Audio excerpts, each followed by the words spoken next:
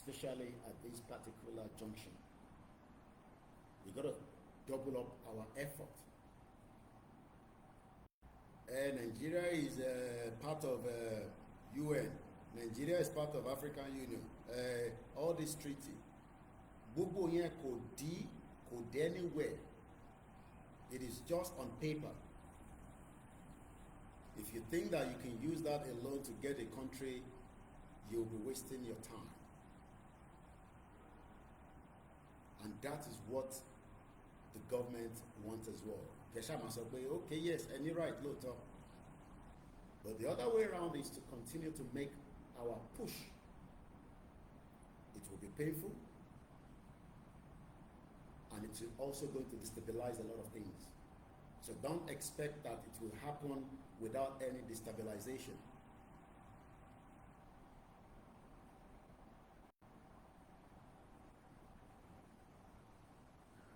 We don't have the kind of firepower, but our voices are very massive and big if we all make use of it together.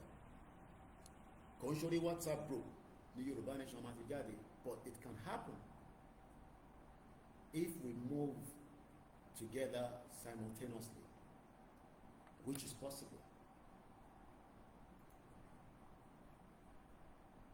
Mo kí Professor Akintoye lẹ́ẹ̀kansi for the work he has done and the work he's still doing at 89, trying to salvage us from the mess to Nigeria,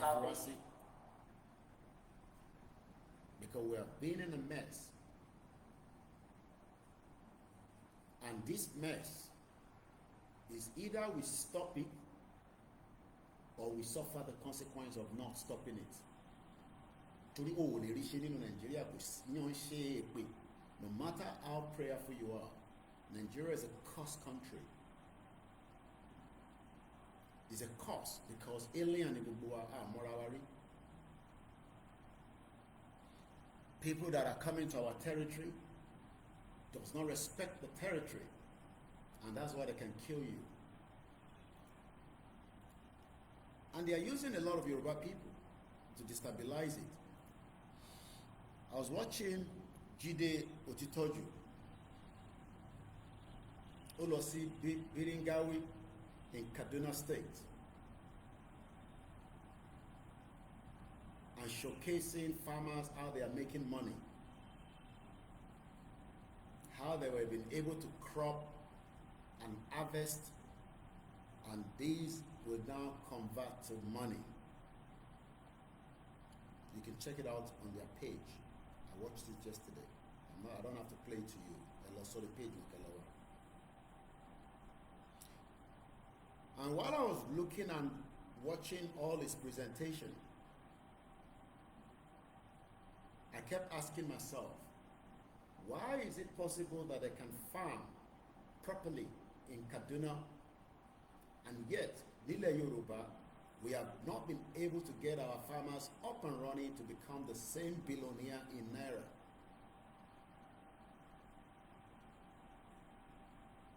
Kí ló dé táwọn farmers ti wà ò lówó lọ́wọ́ tó jẹ́ pé olòṣì ni wọ́n? Kí ló dé táwọn farmers ti wà náà ò lè produce enough to eat and then sell and export? It's because the agenda is to kill the Yoruba territory and make ourselves to feed from the north. And that is the kind of country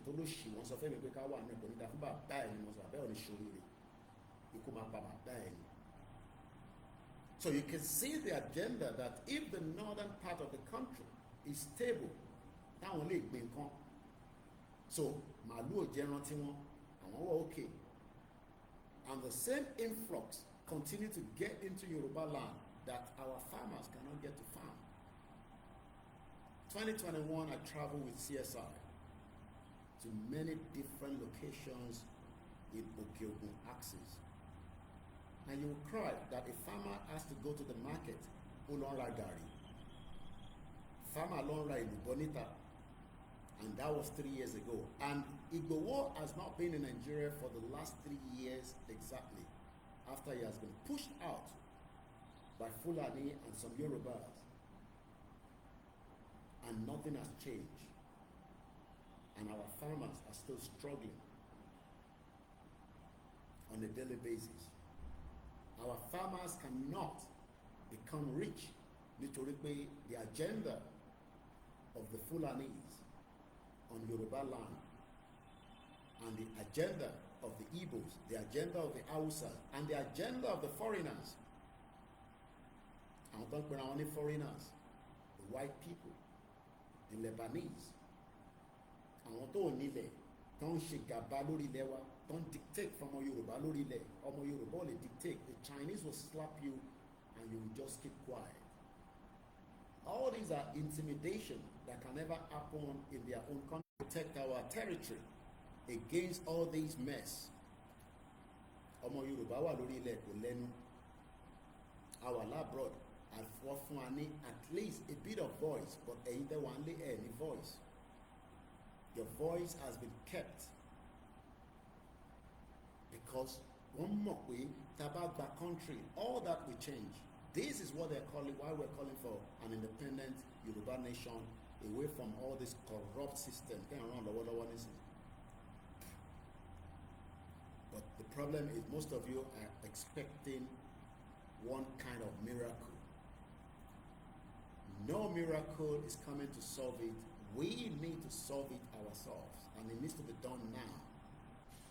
The more we are living it, the more the problem continues to grow. Most of the parastatals are no longer in our own care. And it is important that we ask our representatives to think before things will go awry. Ọmọlúàbí ni wá. Nobody wants a destabilized Yoruba land. A kì í ṣe Congo, à ń ṣe Rwanda, à ń ṣe Sudan. That's why we have a lot of intellectuals among us. But they keep thinking that kò sí nǹkan tẹ́ máa ṣe. Kí lẹ máa ṣe? Ẹ kàn máa rant lórí social media ni. When we are talking about the territory, I am not talking about the territory of England. I don't own England. But it tó jẹ́ ti ọ̀dọ̀ tiwa là ń sọ̀rọ̀ ẹ̀, which is Yoruba land. And I believe I have a right, just like anybody has a right to talk about it. We have been told that Nigeria was a creation. Then if it's a creation, why do we need to keep it? Even after it has expired about almost 10 years ago now, why do we have to keep it? At whose interest? Interest that I think keep it. Interest that I think keep Nigeria. And when we're here, we're talking about it, some of you will tell us to shut up. We need that by Giovanni can shut up and bell the show you.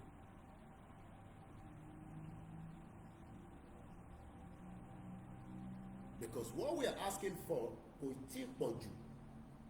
Ẹ jẹ́ ká jókòó, ká gbé yẹ̀wò, ká review it. Do we still want to continue with one Nigeria? It's a question. We don't want to be part of Nigeria. We want to have our own independent country. Ẹ̀ṣẹ̀ wo ló wà nínú yẹn? How does that become a crime? How does that become a crime? Asking for the right to self-determination. Ìgbà wo nìyẹn wálé? Ìgbà wo ló fẹ́ dé? Ìgbà wo nìyẹn ló di crime? But because some of you think you're so powerful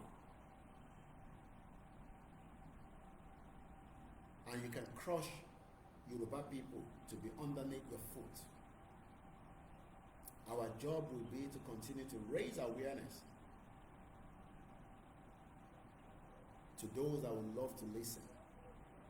We know that our messages are not penetrating enough because it has been gagged and blocked. But in Wabata and Sorry, we will continue to tell them that that is the only solution. Kò sí ọ̀nà àbáyọ méjì ju pé kí Yorùbá kó dá dúró, kó yọ rẹ̀ kúrò láàrin ìlú lórí burúkú táwọn òyìnbó ló ṣì tó kírètì fáwọn bàbá ńlá bàbá tiwọn. torí òyìnbó create fáwọn tí wọ́n ní wọ́n create fáwa. I don't think some of you understand that ìyà táwa lọ jẹ labroad wọ́n create Nigeria fáwa gan sef àwa ta lọ gbé lọ́hùn wọ́n create Nigeria fáwọn ìran tí wọ́n ní torí látara pé àwọn náà fẹ́ survive. It's the survival of the fittest ẹni tó bá dẹ̀ lè survive ẹni. Now àwa ń survive nísìn but survive now because wọ́n ti fi wá sínú ìdọ̀tí. A wà láàárín àwọn ọ̀tá lójoojúmọ́, and the more tá a bá ṣe wà láàárín àwọn ọ̀tá a lè ní àṣeyọrí, a lè ní ṣoríire, kò ń ṣépè, because ó gba time wa, time tó yẹ ká fi develop, ká wà níbi tí àgbáyé lè máa sọ pé àwọn olólọ́lọ́ nǹkan yẹn kan náà àwọn ìran ọmọ aládé tàbá wítọ́ ní sàmọ́ sọ pé àwa ìran ọmọ aládé, ibo la ti jẹ́ ọmọ aládé nínú ilẹ̀ wa gan aṣọ ọmọ aládé kàmá ti sọ labroad. So why are we all telling lies to ourselves? Ká fọwọ́ kọ́ àwọn tí wọ́n ní kájọ ṣe, kájọ make that effort. How do you want to travel between Benin and Nigeria? ọmọ máa bí ẹ pé ṣọmọ Nàìjíríà nìyẹn. Whereas ní Niger wọ́n wọlé wọ́n jáde kò sẹ́ni kankan tó ń bi wọ́n ní question between all the northern part and their borders there. But because wọ́n mọ̀ pé Yorùbá ní Benin Republic, Yorùbá ní wọ́n tó fẹ́ cross, yet you are intimidated on a daily basis.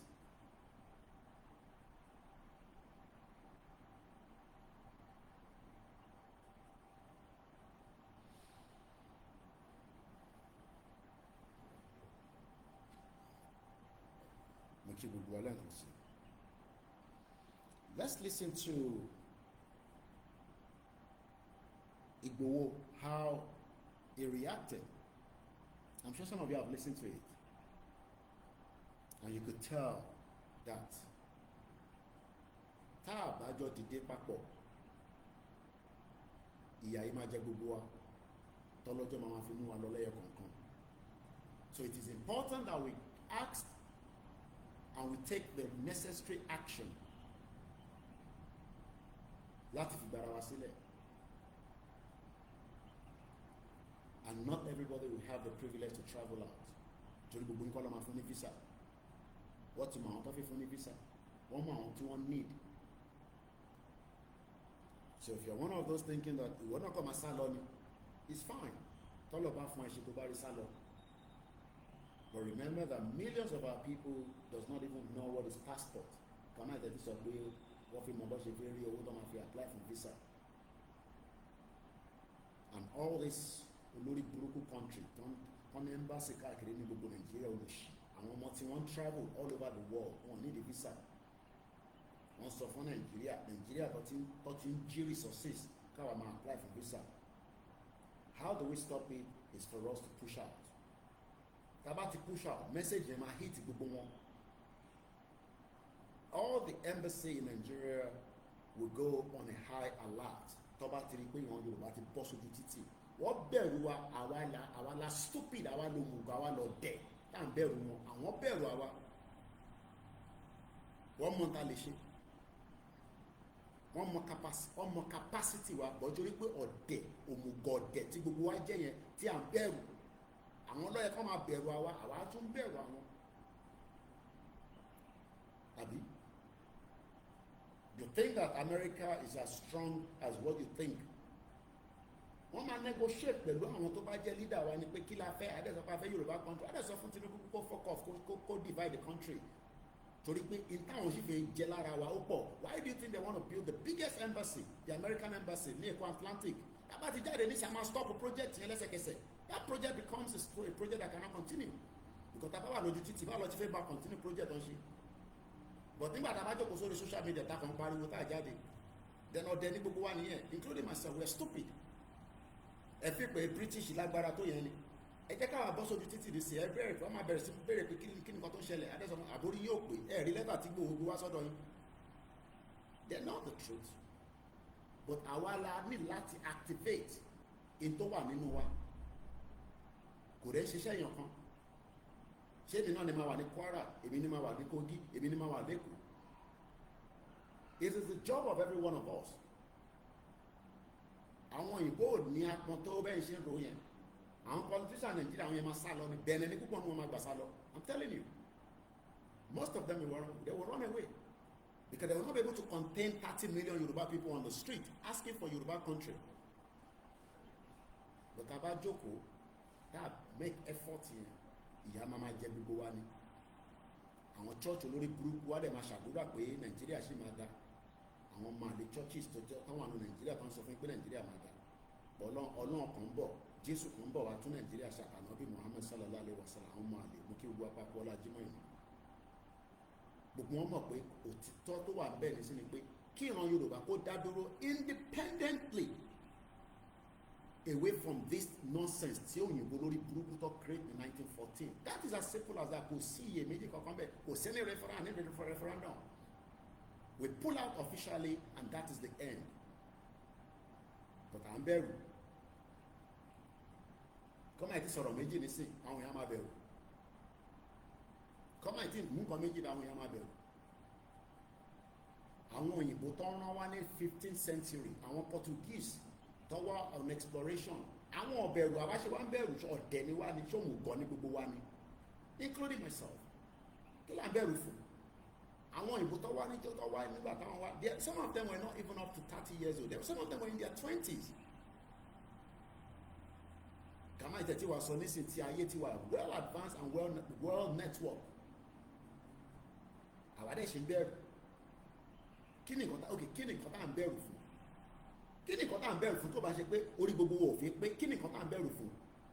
À ń fight fún kan tó jẹ́ tọ́ wa, àwa tún bẹ̀rù. Kí là ń bẹ̀rù fún? Kí là ń bẹ̀rù fún? Pé ká jáde pé ká bá jáde fúnra lè wọ́n máa pa. Kọ́ pa gbogbo wa náà. Ká wá wò bí Nàìjíríà ṣe máa exist.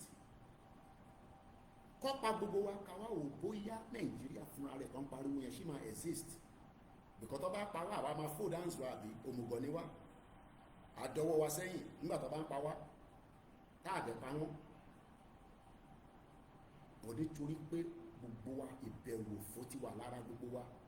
Kò dẹ̀ ń ṣojú lásán.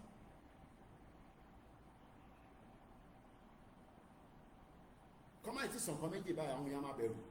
Kọ́má ìtì sàn kan méjì àwọn èèyàn máa bẹ̀rù. But àwọn òyìnbó tó rán wá nígbà tó rán wọn wá, they were not even as strong as we nígbà tó bá wa.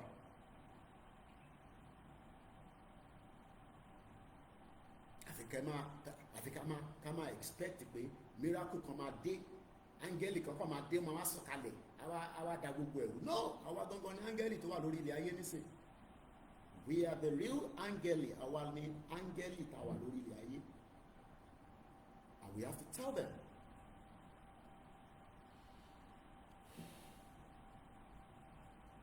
Mo kí Professor Akintoye lẹ́ǹkan sí. Because tá a bá bẹ̀rù ni, àtẹ̀ ní sí stage tàdé ìmọ̀ rárá. But ìbẹ̀rù tó ń pa gbogbo wa, ń pa yín nínú àdúgbò yín. Ẹni tó wà l'Amẹ́ríkà gan ìbẹ̀rù ń pa, ẹni tó wà ní Canada ìbẹ̀rù ń pa. Kí là ń bẹ̀rù fún? Why are we scared? Kí là ń nǹkan tá à ń bẹ̀rù fún? Kí ni nǹkan tá à ń bẹ̀rù gangan fún nísìn? Kí ni nǹkan tá à ń bẹ̀rù fún? Àná àfi gba country, àwa tún bẹ̀rù. No, kí ni nǹkan tá à ń bẹ̀rù fún? What is the reason why we are scared? À ń bẹ̀rù Tinubu, à ń bẹ̀rù Shetima, à ń bẹ̀rù Nigeria military, à ń bẹ̀rù sójà, à ń bẹ̀rù DSS, à ń bẹ̀rù ọlọ́pàá. Kí ni nǹkan tá à ń bẹ̀rù? Nígbà tá àìtí pààyàn, tá a fàdíyà, à ń béèrè ẹ̀tọ́ wa, àwa náà ń bẹ̀rù. Àwọn oníkan jókòó pẹ̀lú wa lórí round table.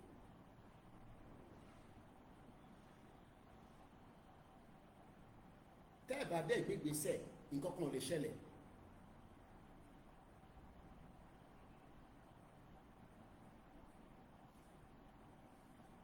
Ìjà tó jà láti October 2023, 7th of October, táwọn Hamas lọ dá wàhálà lẹ̀ nínú Israel.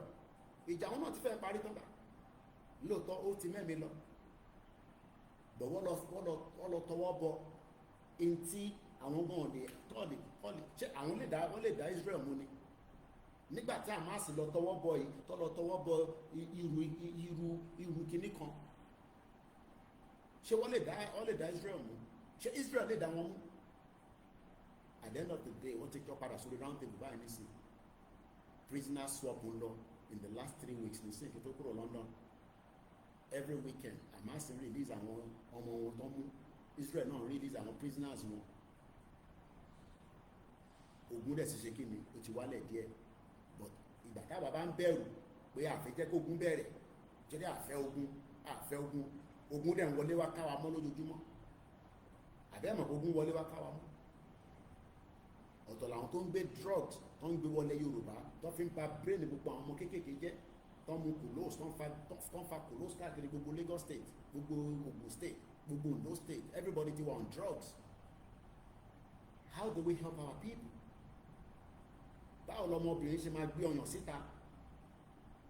Ẹ rí fídíò yẹn ni wọ́n ń tọwọ́ bọ̀ lọ́yàn lójú títì tó ló máa gba 20,000 naira, and nothing, ìyẹn ò dẹ̀ fi ẹ̀yìn lára, ìyẹn ò mú yín pé àwọn tó fa wàhálà yẹn wọn làwọn politicians ká fọ́gi mọ́ wọn lórí, ká lé wọn léré, kí gbogbo àjọ lé wọn léré. Ṣó yẹ kọ́ ọmọbìnrin gbé ọyàn síta kọ́ máa tọwọ́ bọ́nu ẹ̀ tó ló fẹ́ gba 20,000 naira lórí TikTok? One bastard. Why are we scared? Oh, nítorí ẹ ti bímọ, ẹ fẹ́ kú,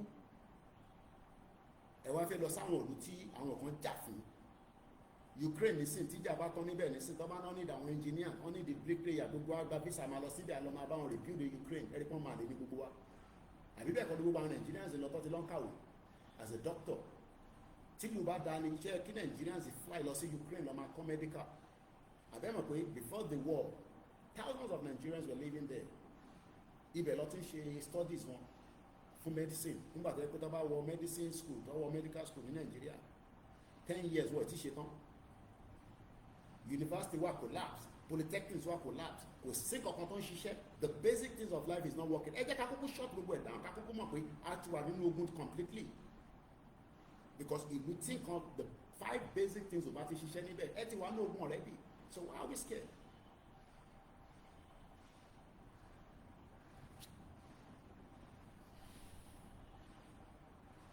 Mo kí gbogbo alẹ́ǹkan sí, mo tún kí lẹ́ǹkan sí bàbá mi Akintoye, ọba Elédùmarè kò ní fi wá sílẹ̀. Mo kí gbogbo wa.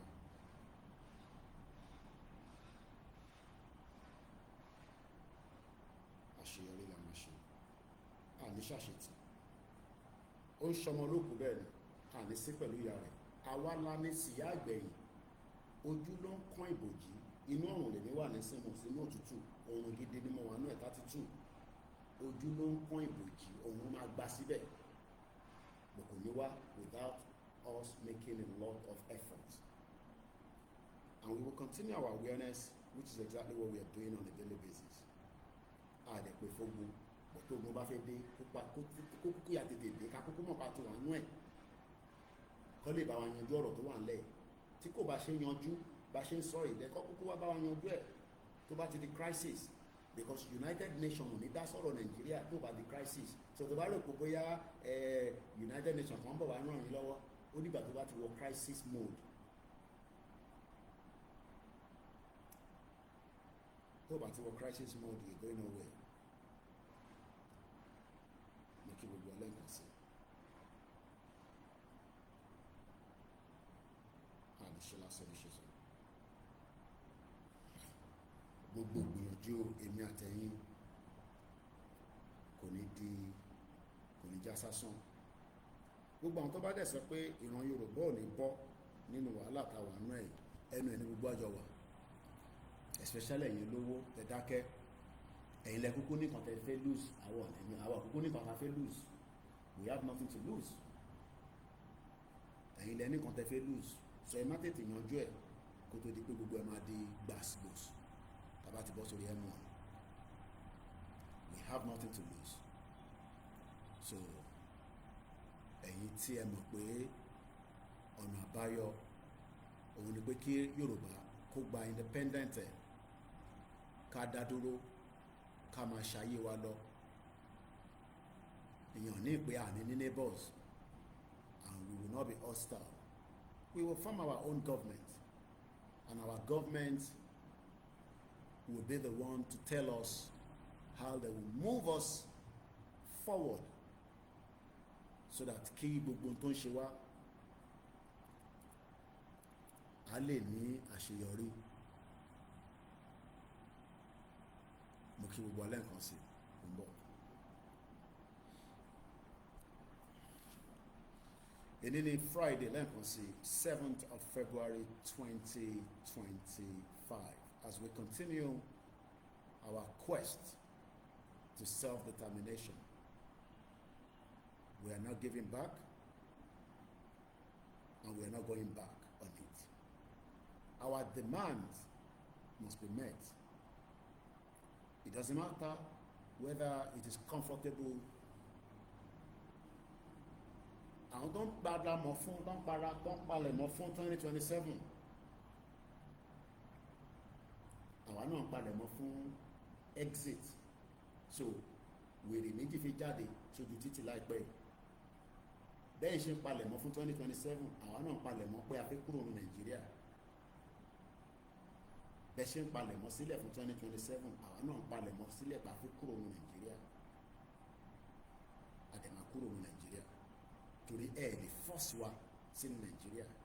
Ẹ lè force wa a ní àfẹ́ Nàìjíríà mọ́. A fẹ́ independent Yorùbá country. A fẹ́ ní kankan ṣe pẹ̀lú Nàìjíríà. We have had Nigeria for 64 years. Failure burúkú ni, olórí burúkú ni, ó fail. Ó fail látòkè délẹ̀, ó fail ọmọdé, ó fail àgbàlagbà, ó fail arúgbó, kò sẹ́ni tí kò fail.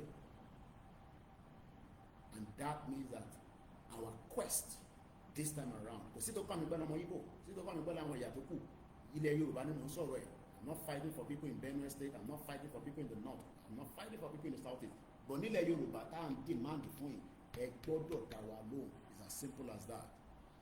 Bẹ́ẹ̀ dá wa lóhùn ànífilẹ̀. Bẹ́ẹ̀ dá wa lóhùn ànífiyín sílẹ̀. We will continue until that quest comes to pass. Ànífiyín sílẹ̀ until tẹ́ máa fi dá wa lóhùn. And it is important that we sit together and talk about it. But the bá fi pé ẹ máa fọwọ́ gbàsẹ́gbẹ̀ for your own selfish ambitions.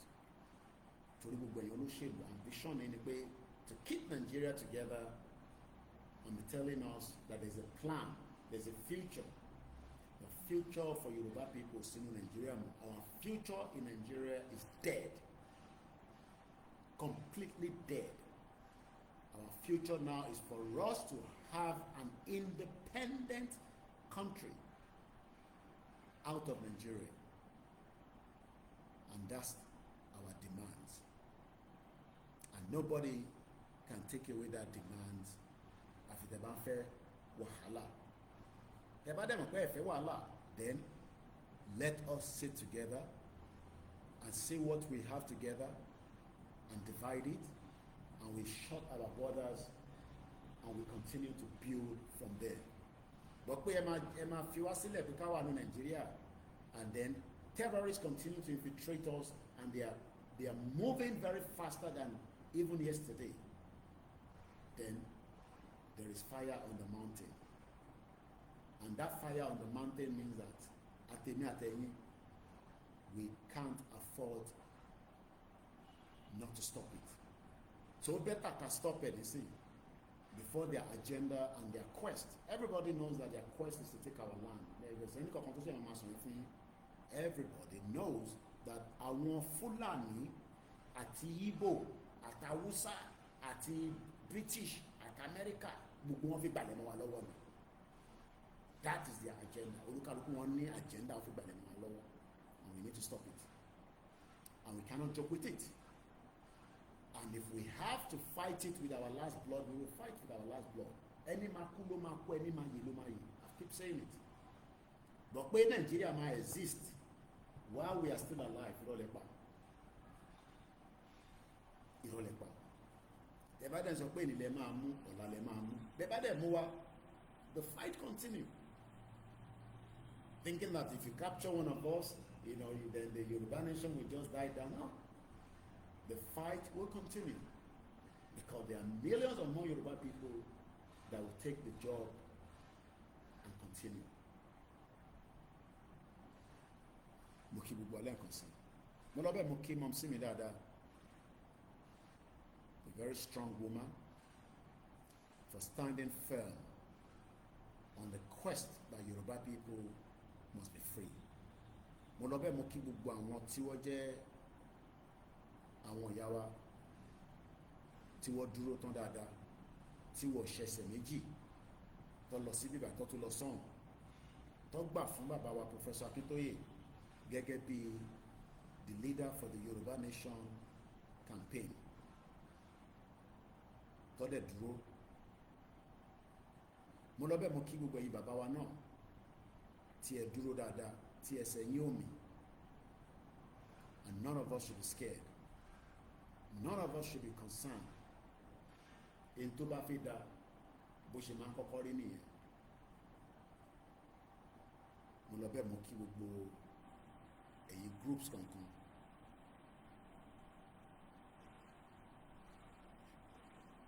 Igboho is our leader. And tó bá dẹ̀ ṣe ti tọ̀dọ̀ tiẹ̀, you have the right to go and do yours. But tó bẹ́ẹ̀ láti jáde sí títì torí pé mọ̀ pé Igboho gangan ló ní kọ́kọ́rọ́. Torí tó bá yẹ pé tó bẹ́ẹ̀ ni, while he was detained, a lot of you would have been out. While they came to attack his house, nobody came out. Gbogbo akọ jánu. So Ọlọ́run tó fi kẹ́ wa for now, tó fi protected fún wa títí di wákàtí, Ọlọ́run náà túbọ̀ bá wa protected ní gbogbo ìgbésẹ̀, ní gbogbo ìsọ̀rọ̀ ẹ̀. Torí ẹlòmíì ọ̀rọ̀ tó ń sọ yẹn ló ń wá tó fi capture pé kí ni Ìgbòho tó fẹ́ sọ. Kò dẹ̀ sí ọ̀rọ̀ tó lóye bá sọ kò tí sọ tó, torí pé kí ni kò lè wà ní position tó wà nílẹ̀ Yorùbá gẹ́gẹ́ bí ọmọ Yorùbá lénìí tó dẹ̀ ń rí gbogbo tó ń lọ nílẹ̀ Yorùbá tó dẹ̀ ń sọ sí, tí ẹ̀yin kan dẹ̀ sọ di pé ṣé òun nìkan ni, kò ń ṣòun nìkan lóòótọ́, kò ń ṣòun nìkan lóòótọ́, but àwọn tó kù òdìdí náà ni wọ́n sọ̀rọ̀ sí ni wọ́n dákẹ́, wọ́n àtàn pa wá, wọ́n másákà wá. The rest kept quiet. And they kept quiet knowing fully well that Igboho needed everybody to be united.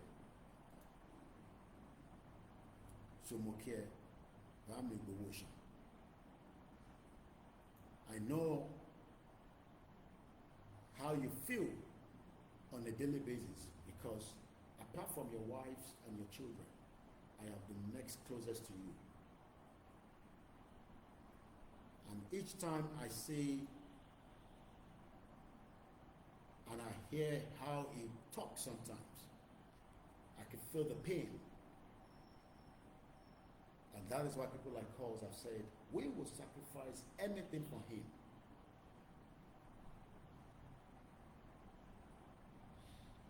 I want us to listen to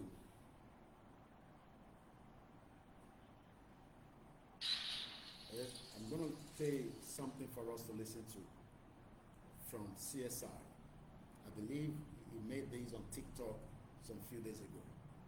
And then I got these shifts or something.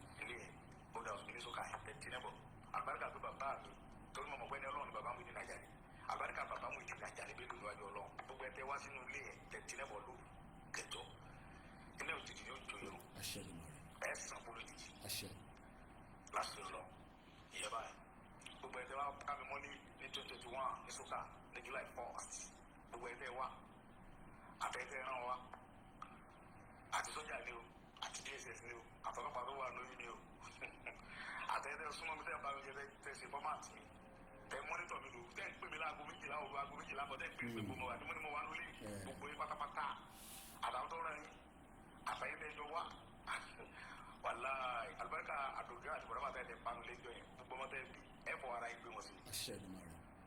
láti yọ lọ alibarika àwọn òkú tó kún rí lẹ́jọ́ yẹn tẹ́ wá pààyàn lólè tẹ́ bá lókè àdìgbẹ́ àtẹ̀yìntẹ̀ wa àtàwọn tó rán yín wa gbogbo ọmọ tẹ́ bí lójú ayé wa ẹ̀ rẹ̀ mọ̀ fọ ara yín gbé wọn sí. ẹ̀dọ́kẹ́ wa ẹ̀ dà báyọ̀ ìtàn láti yọ lọ.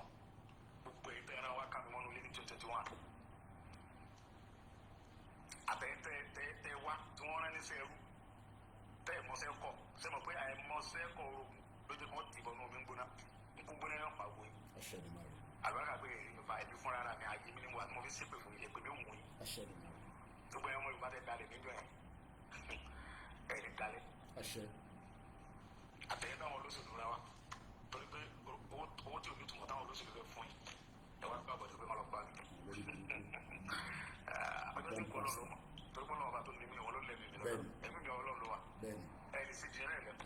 ok now olórí burúkú ara tẹ̀ tí ẹni kọ́ lọ pa mí sí àtẹ̀yìn tó wọn rẹwà tí ẹni bá pa mí ṣe ẹ lò dúkìá mi mọ́ tì mí ẹ̀yin olórí ibú yìí tí ń gbàdẹ́ tí gbogbo àkáǹtì olórí burúkú Buhari ṣe fóònù ọlọ́run ẹ̀ ti kó jẹ náà wọ́n lájọ àgbáyé yọ̀sùn polisi àtàwọn tó rẹwà jọ ẹ̀ Buhari olórí ibú yẹn náà listen olórí burúkú Buhari àti DSS àti gbogbo ẹ̀tẹ̀ wálé bíbí àtẹ̀yẹmọ Ìbàdàn bẹ̀rù wọ̀nyí náà listen ẹ̀yin náà ẹ̀ rí i pé gbogbo ìwà bí gbogbo sẹ́yìn bí tẹ̀ sí lẹ́yìn ìjọ ẹ̀kọ́ gbogbo nǹkan mi ẹ̀fà lókè àmì jẹ́ ẹ̀sìn gbogbo yamayama tẹ́lẹ̀ sí bọ́ mo dúpẹ́ fọlọ́ pé kò fi ẹ̀mí mi lé lọ ọgbẹ́ mi lọ́wọ́ ìyẹn tọ́pẹ́ fún mi wájú Ọlọ́run so náà listen gbogbo òsì orí bú tẹ́wá sí ẹ̀rú ẹ̀ máa jẹ lọ ẹ̀ ní jẹ lọ ẹ̀ sàkú ẹ̀ dà ìjọ torí pé dọ́tí má ti rántí inú mi ò lè dùn sí ẹ̀ fi jáde láyé ẹ̀ ní kàtó níwájú Ọlọ́run inú yóò ní fi ọjọ́ kàtó lákàrọ̀ dalẹ̀ ọ̀la àpéjọ tí má ti rántí pé ẹ̀ lè bá dúkìá lè ẹ̀ pa dúkìá ọmọ ọlọ́mọ ẹ̀ pa bọ̀dá bàtà ẹ̀ bọ̀dá yẹn ra mọ́tò lọ́wọ́ tó ó lóun fi àfi mọ́tò tó ń ra òun fẹ́ fi hàn mí kí n ṣàdúrà sí ó gbé dùnú wa ọdẹ pàdé ìbànújẹ́ àti kò jìjì nkó jìjì náà pa bóyá àtàwọn ọmọ yìí gbogbo ẹ̀jẹ̀ wálé lórí bẹ́ẹ̀ àti bíbò ti bẹ́ẹ̀ nínú àti Fúlàní nínú àti Haúsá àti Yorùbá o ikú òjijì tí ọmọ pa yìí tọmọtọmọ láti Ọlọ́run àdúrà mi sí iwájú Ọlọ́run ni àti gbogbo ẹ̀ olóṣèlú tẹ̀ ẹran wa pátápátá ikú òjijì náà pa yìí tọmọtọmọ ẹ̀ ń dá àmọ́tá yóò ta àti gbogbo ẹ̀ olóṣèlú tẹ̀ ń dá ọmọ ẹ̀kúnnù láàmú torí pé mo sọ pé ẹ̀ ń dá ẹ̀kúnnù láàmú ẹ̀ fi pa àwọn yẹn ẹ̀ fún wa security ẹ̀ ń tí wa gbé ẹ̀ ń rí pa àwọn ya wa ẹ̀ ń ba gbogbo oko wọn jẹ́ ẹ̀ ń ba dúkìá wa jẹ́ ní ẹ̀rẹ́ nígbà lọ́pàá fífò àbí ẹ̀ ní sí oríire ẹ̀ ní nísìnyí tẹ́bi kọ́ káyọ̀ ní balẹ̀ bẹ́ẹ̀ gbogbo ẹ̀yin tẹ́jú yẹn lánlá tẹ́ǹbẹ̀ẹ́nu ayé tẹ́jú alágbára tẹ́jú olóṣèlú tẹ́jú alágbára ayé tẹ́ fi àwọn ọmọkùnrin lọ́kàn balẹ̀ ọkàn tí yóò ní balẹ̀ ẹ̀yin ló mọ́kàn tí balẹ̀ bẹ́ẹ̀ ti wá ẹ̀rọ rẹ̀ pa ẹ̀rọ mi ló ní ṣiṣẹ́ ebi náà ni àwọn jínigbé náà jíyàwó assistant inspector general police pé assistant inspector general police wọn lọ jíyàwó ẹ̀ pé mọ́kànmọ́kàn ló yẹ kan oyin tó kára àwọn akárẹ̀ ẹ̀ kàtà wọ́n padà jíyàwó àìjì náà gbé wọ́n jíyàwó tiwa mẹ́ta pé wọ́n jíyàwó gbogbo yín pé láti ọlọ́ wọ́n jíyàwó sẹ́nitọ̀ pé wọ́n jíyàwó gbogbo ẹ̀yin tẹ́ jálágbára tẹ́bẹ̀ẹ́ náà tẹ́ ẹ̀fọ́ sí pẹ̀ kúrò ní security wọ́n jíyàwó yín pé wọ́n jíyàwó yín pé wọ́n jí yín pé tìrẹ̀ jìnnà àbájá àwọn ọlọ́jọ́ yìí tọ́ẹ̀ èyí tí mo sọ yàrá ọ̀rọ̀ mọ́ èyí lórí ibú ìyàwó nípa ọlọ́pàá kí mo sì fún yín kì í mọ ẹni nínú ìmọ̀wọ̀ tọ́ba náà pẹ́ títí akérò lọ́la fi wà ní sáwọ́ olùjọ́ kẹrẹ́ ṣùgbọ́n gbogbo ẹ̀ wálé mi lóògùn ẹ̀ ní 2021 láti bá gbogbo ọdún láyé rẹ̀ yóò sáré kẹ́yà yìí ó ti lè dẹ́gbẹ́ láyé tó àìsàn lẹ́bi ló gbèsè ayé ìdààmú ikú gbọ́dọ̀ ní ọ̀pá àgbo ẹ̀tẹ̀ wálé mi lóògùn ẹ̀ àtẹ̀tẹ̀ lọ fún lẹ́yìn náà lórí ìbò olùsí ẹ̀yìn akẹ́rẹ́ kò ní dáa fún ẹ lọ sẹ́wọ́ Fúlàní náà yẹn wálé bí ọ̀tún ara yà mọ̀ Yorùbá ẹ̀dẹ̀ tó ń bọ̀ Buhari bára gbanagbana lórí ìbò yẹn Buhari yẹn ọmọ tí Buhari bí yọkọ̀ rẹ̀ gbé wọn sí kótó kún láyé ẹ̀dùnkẹ́ wọn Buhari Murtala Muhammad Buhari former president of Nigeria ìjọba rẹ̀ lórí kọ́ lọ pa mí torí tí wọ́n sọ fún pa àwọn yẹn mi wọ́n akọ̀ déètì ní ilẹ̀ Buhari 2025 lọ́wọ́ February àbí mo wá ń gbé aládùúgbò fún wọn Buhari àti gbogbo ẹ̀ tẹ́ wálé mi lórí ìgbẹ́ àti gbogbo ẹ̀ olóṣèlú tẹ́ mọ̀ sí pé láti ilé yìí lọ ìdùnnú ní jẹ́ ti bẹ́ẹ̀ jáde láyé ẹ mọ̀ fi ọwọ́ ara yín Buhari gbogbo ọmọ tó bí lójú ayé rẹ̀ báyìí ọ̀rẹ́ mọ̀ sí wọn ṣe tó wá sí gbogbo ọmọ tó bí tán kú lójú èyí tó kọ́ pa èyí tí náà òjijì ó dò èyí tí ó dààmú àti ẹ̀yin olóṣèlú ó yẹ ìbò lẹ́sọ̀ yẹn tẹ́ mọ̀ sí tó yẹ pé kò sí bí wọ́n ti fẹ́ ṣe ìjàmbá yẹn fún mi nígbàdàn tẹ́ gbọ́dọ̀ mọ́mọ́ kọ́mọ orókè láyà yìí àtẹ̀yìn tẹ́ súnmọ́ mi tí wọ́n pè lóògùn yẹn tó ní kẹ́kọ̀ọ́ pè mí sí mo wà nílé àti wọ́n ọ̀rẹ́ mi tí mo sọ fún pé olóògbé yẹn o ti bá bẹ́ẹ̀ ṣe fún àti mo fi ẹ̀mí fi gbé ẹmúkùn ní olórí ibú mo kẹ́ fi tán ẹ̀ ní pé mo máa ń lo olóògbé wọn fọ́sẹ̀ mi lọ́ọ́ fi tán olórí burúkú rẹ̀ ìwọ́n dẹ̀ wá fi gbélé lórí kan fún olóògbé yóò kò jì sẹ́ẹ̀ fi pa olóògbé yẹn jọ ẹ̀ tọmọtọmọ ní kò jì sí ọ̀pá yìí mo parọ́ fún ẹ ní èmi ń lo olóògbé wọn kẹ́ parọ́ fún olórí burúkú rẹ̀ ní olùsí ẹ fẹ́ mọ̀ di abájọ èmi olùsí kò ní dá fún yín ẹ ní nífọ̀kàbalẹ̀ Nàìjíríà ò ní nísìnyí àfitẹ́ bá pín Nàìjíríà kò ní nísìnyí àfitẹ́ bá pín gbogbo yẹn bàbá àtẹ́jẹ́ Yorùbá yẹn ọba ayé ìjòyè ẹjẹ́ tètè lọ ronú kẹgbẹ́ wàdà Fúlàní ò nífẹ̀ẹ́ yín o Fúlàní wọn ò nífẹ̀ẹ́ yín ẹ̀yin náà mọ̀ ọ́nà kẹ́yìn wọn ò nífẹ̀ẹ́ yín ẹ̀ẹ́dẹ̀ sòdodo ọ̀dà yẹn kẹ́sòdodo ẹ̀ẹ́dẹ̀ sòdodo gbogbo yẹn bàbá wa tẹ́jọba ẹ̀yin ọba wa ẹ̀yin olóṣèlú tẹ́ jẹ́ Yorùbá ẹ̀ mọ̀ fúnra yín náà kẹ́yìn pé Fúlàní ò nífẹ̀ẹ́ yín o ẹ̀ẹ́dẹ̀ ní sòdodo ẹ̀ sòdodo kẹ́ gbé Nàìjíríà kíkà gbọmọ lọ́lọ́ ẹ̀ kẹ́sì kánú lẹ̀ ọmọ lọ́mọ ẹ̀fí náà ti kánú ẹ̀fí lè kọ́ ọmọ bá tiẹ̀ lọ ẹjọ́ lọ bá ọmọ àtìyàwó ẹ̀ kó sí kankan ẹ̀yọ́ kí ni kánú sí ẹ̀fí kánú lẹ̀ ẹjọ́ ọmọ bá tiẹ̀ lọ kí ló ṣe fún yín síbẹ̀ tiẹ̀ sọ kó lóṣèlú ní ìgbà ẹgbẹ́ ní brain ẹjọ́ lóṣèlú pé kánú kẹ́ pé ká jókòó pé ẹ̀yọ́ ọmọ yìí kílẹ̀ fẹ́ nínú ìgbà mẹ́wàá ẹgbà mẹ́fà fáwọn fámìlì yìí security rẹ̀ ẹgbà eléyìí ẹgbà ẹ lọ sọ̀nà sí ọ̀nà lu yín ẹ lọ sí nǹkan kẹ́jẹ́ fi tù wá kẹgbẹ́ jágbé ọmọ ra o ẹ wá fọmọlọmọ sínú ẹ̀wọ̀n láti bí ọdún márùn-ún ní sí àbọ̀dún mẹ́rin 2021 ẹ wá ń dà á láàbù ẹ sọ pé wọ́n Nàìjíríà lẹ́sìn kí ni bá nù sí kí ni ká nù sí ọ̀sọ̀ òdodo kí ni Sunday kò sí ọ̀sọ̀ òfin pé kẹ́mọ́ pa àwọn fámìlì wọn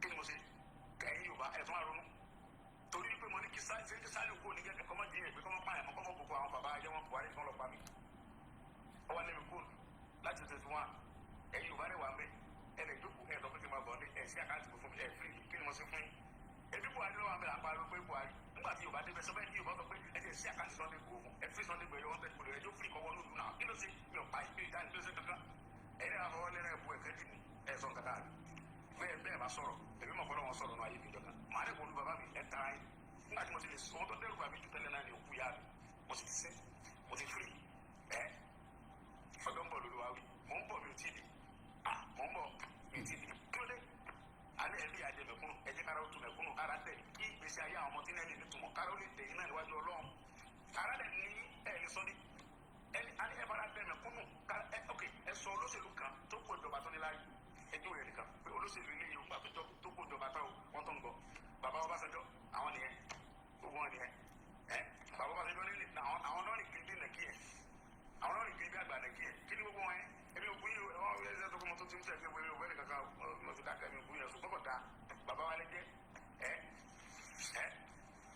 bàbá wa lẹ́jẹ́ àfikẹ́ bọ́tà kẹ́ mọ́ pàṣẹ máa wọn bá kẹ́ mọ́ sí ẹjọ́ kò kún tẹ́ mọ́ náà nìyẹn ní pílánì gidi kankan fún Yorùbá ẹ̀sìn lọ́mọ Yorùbá ni wọ́n dẹ̀ sọ pé Ìgbò ni àwọn gbèjà ẹ̀ka ìṣe Ìgbò sáwọn sọ pé Ìgbò ní ṣe wọ̀jà rí ṣe ṣé báyìí náà sọ̀rọ̀ kẹsàn-án pé kí Sunday Igboho ṣe ẹ fi lọ́rùn lẹ̀ ẹ sọ kankan ẹ wọ́n ti tua ẹ bá tua yà káàkiri sí ọ̀tọ̀ ẹ̀ o tó tọ́ sí lára yẹn àgbáyé ọ̀sìn tó ẹ̀ ìkànnì ọlọ́run tó pé ẹ̀mí mi lọ yìí kò ní bẹ̀rẹ̀ mi lé lọ ẹ̀yin bàbá bẹ́ẹ̀ kẹ́ mọ́tún ọmọ jọ̀sán àwọn ọmọ nù yín ẹ̀ fẹ́ kẹ́ni kẹ́kẹ́ bá rẹ́kọ̀dù tí bàbá bá ṣe jọ́ ti ṣe bàbá ní pé bàbá fẹ́ kẹ́ni kẹ́kẹ́ bá rẹ́kọ̀dù wọn fẹ́ kọ́ ọmọ Yorùbá kankan débi lọ́gà wọn fẹ́ kọjá àwọn nìkan ẹ̀sìn pírẹ́sidẹ̀ntì láyé ológun ẹ̀tọ́ sọdún mẹ́jọ láyé alágbádá ọ̀sẹ̀ tó ní wúlò kìí ẹ̀dọ̀ ẹ̀ẹ́dẹ̀ wúlò kankan fún Yorùbá ẹ̀ẹ́dẹ̀ wúlò kankan láti fi síbẹ̀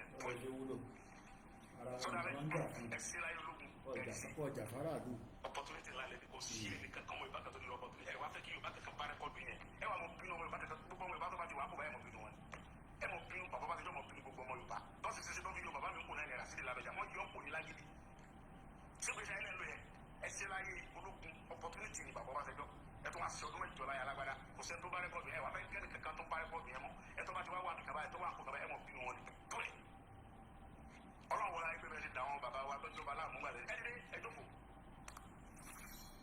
tẹ ẹ fà bàbá ọba yẹn ìjọ yẹn ń tẹ́sẹ̀ ẹ dójú tàn bàbá yẹn mo ti dúró ẹ bá kó láyé tó yẹ mo sọ bẹ́ẹ̀ àṣẹlẹ̀kùn kò sí kankan tẹ́lẹ̀ sí ẹ lè ṣe ju tẹ́sẹ̀ yẹn náà lọ ẹ lè ṣe ju tẹ́lẹ̀ kẹ́ ẹ níbi kóòlù yẹn náà lọ kí lè lẹ́sẹ̀ ẹ sáré wá pa bí mo wà bẹ́ẹ̀ ni pa bẹ́ẹ̀ ní sẹ́ kankan lẹ́yìn lẹ́ pa mí kí lè tó bẹ́ẹ̀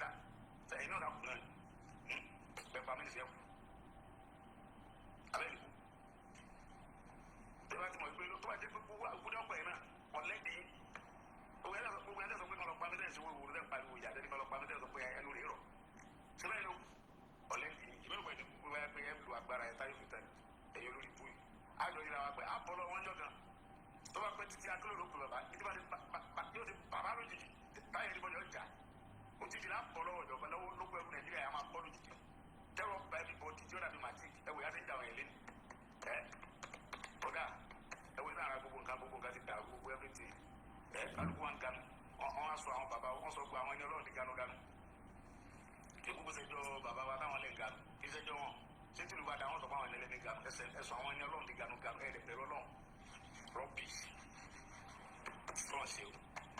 o lọ́nà ìjọba ìjẹ́ fún gbogbo wa ojú ni tiwa ayé ni fi wá ṣe ẹ̀yẹ ayé ni sọ wá di ganu ẹ̀sìn mo dúpẹ́. Ladies and gentlemen, watch. Don't forget to subscribe. Ṣé ọ̀nà gbọ́n? Ṣé gbogbo tí olóyè Sunday yẹn ní sí? Èwo ló mú ẹ má bínú ẹ̀yin tẹ́ wà lórí màá ní láti ra máìkì mi, so I don't know what is wrong with this one. So bóyá ìgbà tó ti dé sí Africa ni weather yẹn ti change and I don't know. So we keep having problem with my with the volume on the laptop. Kò dẹ̀ ṣe bẹ́ẹ̀ nígbà tá a wà ní England. So all of a sudden now I'm having problem with it. So I need láti ní kó bá mi get maybe another external mic tá lè máa lò. So cause mo mọ̀ tó fa ilé tí à ń lò lẹ́sìn tí gbogbo ẹ̀ ṣe bálabàla bólúbólú. Ẹ má bínú sí wa. So now mo kí gbogbo àwọn àtàwọn lórí ìjókòó lẹ́ẹ̀kan sí. Kí ni Sunday Igboho ṣe? What is the offense of Sunday Igboho that warrants his life and the killing of 2 people and the dead body have not been returned as we speak right now? That also led to him being chased out of Yoruba land, out of the Figudoa, and people continue to live in Yoruba land while Sunday Igboho is outside. Àbí ẹni kò kàn yín ni àbí bẹ́ẹ̀ kọ́. Okay, all right. Wọ́n ní tó bá di ìgbà tí akálòlò àbí bàbá ṣe sọ́kọ́ nìyẹn. Akálòlò tó bá díjọ́ kan akọ̀ pé bàbá òjijì la máa bá gbogbo yín. Òjijì ó kù díẹ̀. Ẹ̀yin tẹ́ wà nílé ẹ lọ múra sílẹ̀, ẹ lọ lo traditional Yorùbá medicine. Ilé ìṣòro ẹ mo lè ṣògùn, lọ lo ìyọnú tó da sára, torí pa máa jáde nígbà tásìkò bá tó tí kò ní pẹ́ mọ́. Bàbá ti fún wa ní announcement. Olórí burúkú Instagram máa lè fídíò tá a ṣe tán nísinsìn wọ́n ti gbìyànjú bomb bastard. Àwọn ìfọ́tútọ́ gbogbo ilẹ̀ máa jìyà. Facebook wàá jẹ ṣégeyà, ó kù díẹ̀ àfi kẹ́yà má ní ẹgbẹ́ ṣẹ́jà àfihàn sílẹ̀, ó kù díẹ̀. Ẹni máa kú máa pàdé, ẹni máa pa òun lọ̀rọ̀ tó wà lẹ́. Ó kù díẹ̀ ni mo sọ fún gbogbo yín. Jẹ́rẹ́ international community yẹn ó kù díẹ̀. Orílẹ̀ wa láti máa perform, kò ń ṣe England. Èyí tí mo lè ṣe ní England mo lè ṣe lórílẹ̀ mi. Tó kù díẹ̀ ẹ jẹ́ ká fi sílẹ̀ bẹ́ẹ̀.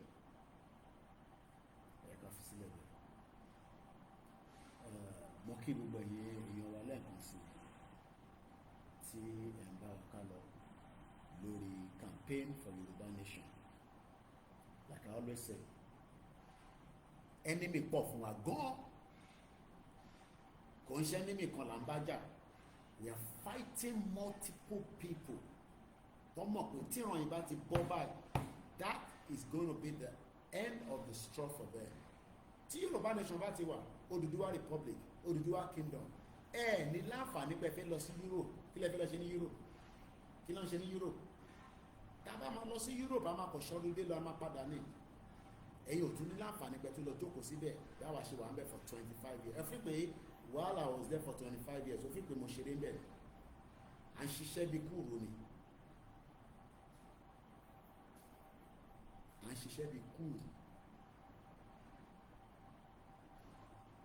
and these are the reason why tó ṣe fẹ́ kí Yorùbá ní ṣùkọ́ wáyé because àwọn òyìnbó aláwọ̀ funfun the white people wọ́n mọ̀ pé tẹ́ bá ti gba Yorùbá country you will not have any reason to run to Europe sí nǹkan tó fẹ́ lọ mú níbẹ̀ kò sí nǹkan kankan ṣe ní Europe iṣẹ́ làwọn èèyàn ń ṣe àwọn ẹni tó ń wa káàbù wà nù wa nísìn ẹ pé taxi ló ń wà ẹ kí ló tó kúkú máa wa taxi nílẹ̀ Yorùbá kò dẹ̀ máa san tax fún government kò dẹ̀ wà okay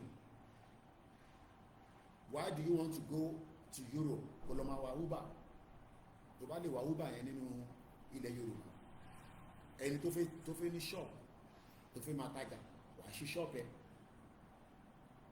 ẹni tó fẹ́ ṣe research wàá ṣe research you don't need to go to Europe and be doing what you are not even meant to be doing as jobs because most of iṣẹ́ tá à ń ṣe ní Europe we can do it back home but olórí burúkú òyìnbó wọ́n fẹ́ jẹ́ kí ilẹ̀ Yorùbá kó gbérí ìkan máa pè tí ilẹ̀ Yorùbá bá ti gbérí our life will change and they don't want that they want our life to remain miserable and that is the reason why a gbọ́dọ̀ show wọn pé we are a true warrior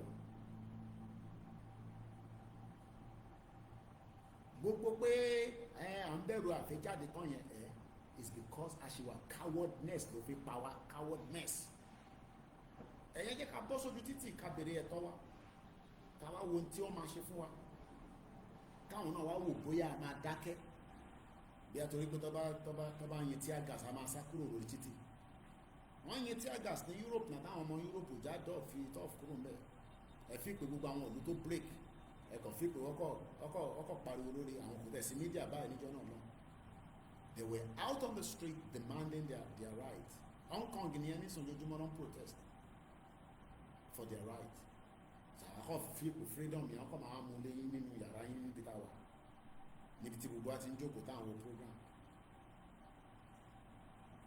everybody must tell somebody to prepare for the exit of the Yoruba people out of Nigeria.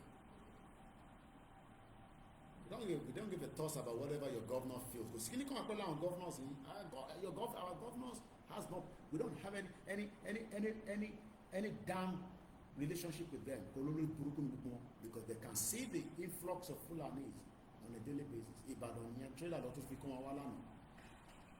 Ṣé ibi America ṣe ń deport everybody nísìn? Wọ́n deport anybody down because Donald Trump ní they are aliens. Òun need wọn nínú America. And tó bá fẹ́ wá sí America lọ gba visa so that ká mú pòǹpọ̀ don't come into the America as an illegal immigrant.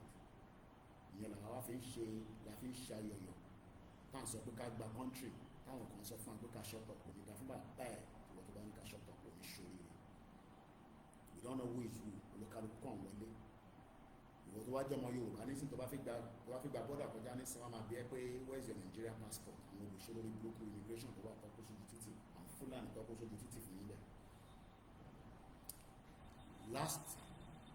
not last week before a week before I travel àwọn ọmọ wa tó lọ record ní Yewa ọwá ń bọ̀ àwọn méjì immigration wa dá wọn dúró ọwá ní kọ́ bọ́lẹ̀ ní mọ́tò ọwá ń béèrè passport àwọn yẹn wá ní kí àwọn fẹ́ fi passport ṣe nínú Nàìjíríà àwọn travel outside the border náà nínú Nàìjíríà làwọn ṣì wà lọ ní kọ́ bọ́lẹ̀ nínú mọ́tò bọ́ ṣe pè mí nìyẹn ní kọ́ gbèsè fídíò kọ́ bá ń bá immigration wọn sọ̀rọ̀ Yorùbá ni kò tẹ̀ ẹ̀kọ́ fi gba kọ́ọ̀dù àwọn báwa ṣe wà báyìí ní ara ń kan Gaza wa any little thing la fẹ́ kó spark bàbá Akintoye ló ń wó dẹ̀ mọ́lẹ̀ a dẹ̀ nífẹ̀ẹ́ bàbá mo ní kó gbèsè fídíò kọ́ lẹ́sẹ̀kẹsẹ̀ mo kà connect olóyè mọ́ mi láti Germany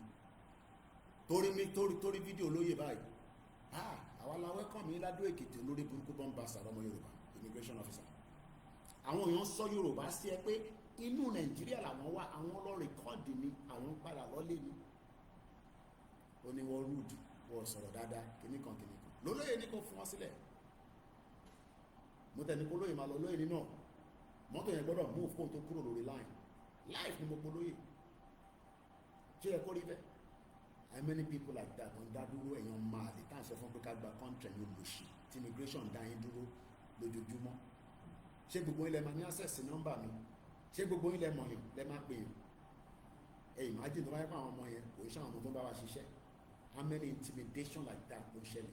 Ọmọ Yorùbá lélẹ́yìí o ló bẹ̀rẹ̀ sí sọ pé yẹn nígbà tó lóye wá sékìtì àwọn làwọn welcome olóyè lólóyè náà fi gbọ́ gbogbo yẹn. Kí làwọn ọmọ yẹn ṣe? Bẹ́ẹ̀ ni kọ́ máa mú passport jáde. Bó ṣe fà àwọn ọmọ yẹn sílẹ̀ nìyẹn. Olóyè make sure pé mọ́tò yẹn move ká tó kúrò lórí call yẹn, video call. This was 2 weeks ago. 2 weeks ago precisely. Ṣé bá rántí program táwọn ọmọ yẹn lọ record ní Yewa? Àwọn team wọn Koikimedia. All this intimidation continue within Yoruba land, and whereas ní north àwọn olùṣolórí burúkú Fulani kan wọ́n wọlé kò sí pọ̀ bí immigration officer ti sá kúrò ní border ọ̀bí bàbá wọn dá gbọ́dọ̀ ní border táwọn Fulani bọ̀ á ń yìnbọn fọ́ orí wọn ni orí ilẹ̀ tiwa ẹni kan náà lọ ti intimidate wọn. You are travelling between Benin wọ́n máa intimidate yín. This was 2 weeks ago. Mo dẹ̀ jẹ́ kí bàbá yẹn mo kàn connect olóyè mi, and luckily lẹ́sẹ̀kẹsẹ̀ olóyè pick the video call ni mo lólóyè ní kí ló ṣẹlẹ̀ mo ní àwọn immigration ọ̀dà àwọn ọmọ yín dúró, àwọn ọmọ yín tó lọ record lọ́nà dá àwọn dúró fún kíni. Lẹ́sẹ̀kẹsẹ̀ tó rí fídíò lóyè báyìí ló yé wọn padà bàbá nígbà tẹ wá sékìtì àwa la welcome yín lẹ́kìtì. For the fact that àwọn ọmọ yẹn sọ pé inú Nàìjíríà làwọn wà, àwọn travel outside the border. These are the problems that many of you are facing. Táwa ní ká yanjú ẹ̀ so that báwo lọmọ Yorùbá ṣe fi máa travel within Yorùbá land ẹ̀rọ á máa bà yín. Within Yorùbá land yé wa lọ outside the border, they are still within Nigeria in Ogun State. But immigration kan fi show power wọ́n ní wọ́n rúdù sóhun. Làwọn ìyá tó wá wà ní mọ́tò yẹn láti máa sọ fún mi pé irọ́ ló ń pa o pé kí n má believe àwọn ọmọ yẹn wọ̀ rúdù sí o nǹkan kan bẹ́ẹ̀ yẹn o. Bí ó rò pé lọ́la àwọn ọmọ yẹn pa nígbà táwọn yẹn sọ pé àwọn ọmọ Ìgbòho làwọn bí ó rò pé lọ́la ń pa ẹ bá spokesman Ìgbòho sọ̀rọ̀ bẹ́ẹ̀ wọ́n níta ní spokesman nígbà onídà fún bàbá tó bí ọ̀rìn sóríire bàbá tó bí ọ̀rìn sóríire ìta máa rán àwọn èèyàn síbẹ̀ ní sábà máa da gbogbo ẹ̀ ń rú lẹ́sẹ̀kẹsẹ̀ àwọn mẹ́fà lákàn máa rán lọ síbẹ̀ la máa da gbogbo ẹ̀ but nídìí gbogbo yẹn kò ń ṣe báwa náà ní wèrè lórí a fẹ́ ṣe nǹkan to the protocol la ṣe sọ pé kí gbogbo wa lọ múra sílẹ̀ èmi náà ń bọ̀ nílé àjọmáṣe rálì yẹn rí yíyá kan máa sọ fún mi pé Koiki máa jókòó sí ìlú òyìnbó kí ni mo fẹ́ máa ṣe nílùú òyìnbó mo ní journalist máa ń tẹ̀lé story mi ó ṣe bí tèmi èmi ń bọ̀ nílé tí bá ti padà lọ London tí bàbá kílè bá ní rálì ń bọ̀ báyìí mo ra ticket mo ń bọ̀ nílé àjọ máa wà ní front ni àjọ máa gbá front ni àjọ máa gbá front gidi ni ká máa demand for our right. So èmi ò ń ṣe àwọn tó máa sọ fún yín pé ẹ máa lọ no mo wà ní Áfíríkà báyìí ní Áfíríkà ni mo ṣì wà mo ti padà sí London ní Áfíríkà mo ṣì wà à ń bọ̀ sí bọ́ sí mo ní mo dé tán ìsọ fún yín pé mo ní dé ìwọ ló máa sọ fún yín pé ebi ní máa dé ìwọ kọ́ ló máa sọ fún yín pé ìgbà tí máa dé tọ́bádẹ̀ mí ni lọ́ máa mú ọ̀dọ́ lọ́ máa mú ni tọ́bádẹ̀ mú mi náà mo like I said àìmọye àwọn tó tún máa dìde àwọn súnkúnú wà lọ́wọ́ wa àwa là ń dé wọn mọ́lẹ̀ ní àwọn wèrè àwọn tó sán lórí ju tèmi gan lọ àwọn wọn sọ̀rọ̀ lórí social media ni tọ́ba tún wọn lẹ̀ ní sìn within 1 hour nǹkan máa bàjẹ́ gidi àdè wọn mọ́lẹ̀ ní pé kò necessary àmì ìdíyẹn torí nobody has monopoly to violence but àfẹ́ violence àdẹ̀fẹ́ bá wọn jẹ́ òun la ṣe ń tó pé ẹ jẹ́ kájọ jókòó kájọ sọ gbogbo ẹ̀yin gọ́ọ̀nà tẹ́ ẹ sọ pé ní ṣùkúnú lórí ìlú tó burú jù lágbàáyé gan wọ́n fa wàhálà níbẹ̀ ìlú tó burú jù lágbàáyé wọ́n fa wàhálà wọ́n fa sùúrùtù gidi nínú ẹ̀ kàmáì tí wàá sọ Nàìjíríà and like I said láàlì ká fi ṣe kò sí pọ́lọ́pàá múyàn kankan kò sí ọlọ́pàá dìtẹ́ ènìyàn kan kí ní kan anywhere tó bá ti dìtẹ́ ní bọ́ọ̀dì báyìí ṣùkúnú wọnú bẹ̀ nìyẹn tá à ń bára lè lọ wọn wá ní ọlọ́pàá múyàn kan kí ní kan kò sí kọ́ bí bá ba irọ́ ọlọ́pàá náà dá ẹ̀yẹ kó tó tà nìyẹn ẹ̀yẹ ká kọ́kọ́ sin màmá náà end of this month a máa sin màmá tàbá ti sin màmá tán a lè finá méjì at the same time ẹ jẹ́ ká sin màmá yẹn kí màmá yẹn ká gbé màmá yẹn kí màmá yẹn lè sọ fún bàbá kiri pé ó gbọ́dọ̀ gbé wa kúrò nínú Yorùbá nínú Nàìjíríà that was their last word before she died according to Prof.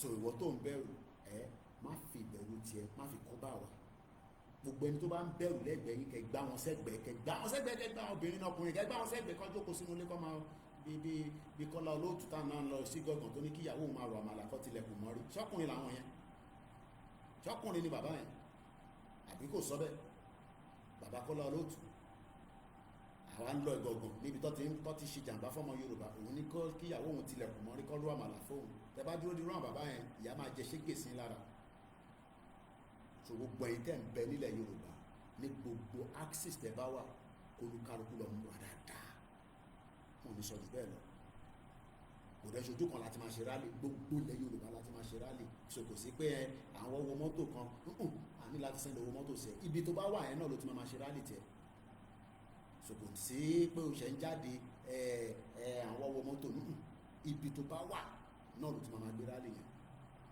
no room for fear anybody tó bá ń fi fear sí lára nísìnyí kẹ gbàdá gbẹkẹjọ àwọn wèrè kúrò lórí group yẹ kí yẹn kọ kó bá yín nísìnyí láti wà the last straw rally lápè kò tí ṣe violent kí sójà àtọlọ́pàá káwọn wá sọ di violent àwa mọ tó máa kù ọfẹ fi jẹ́ kí iṣẹ́ yá fáwa ni so kí yẹn kọ̀ọ̀kan máa fún yín ní ẹni fúgbò pé àwọn kan wà láàbúrò wọ́n tì ìyàn yẹn kọ̀ọ̀kan tó ti anybody ẹ̀tọ́ wa là ń béèrè fún is either they listen to us or everybody will continue to demand their right òkùnkùn ṣe mi nìkan lọ́mọ Yorùbá so everybody máa jáde so continue to tell the message to somebody else date wo ni rally wọ́n announce ẹ̀ a lè fún wọn ní date nísìn wọ́n máa announce a date èmi gan wọn date but date burial 27-28 ní Adó Èkìtì ẹ lọ máa múra sílẹ̀ tó bá ti ra àǹkárá lọ ra àǹkárá tó bá rí àǹkárá èyí tí àǹkárá tí a lò fún ti màmá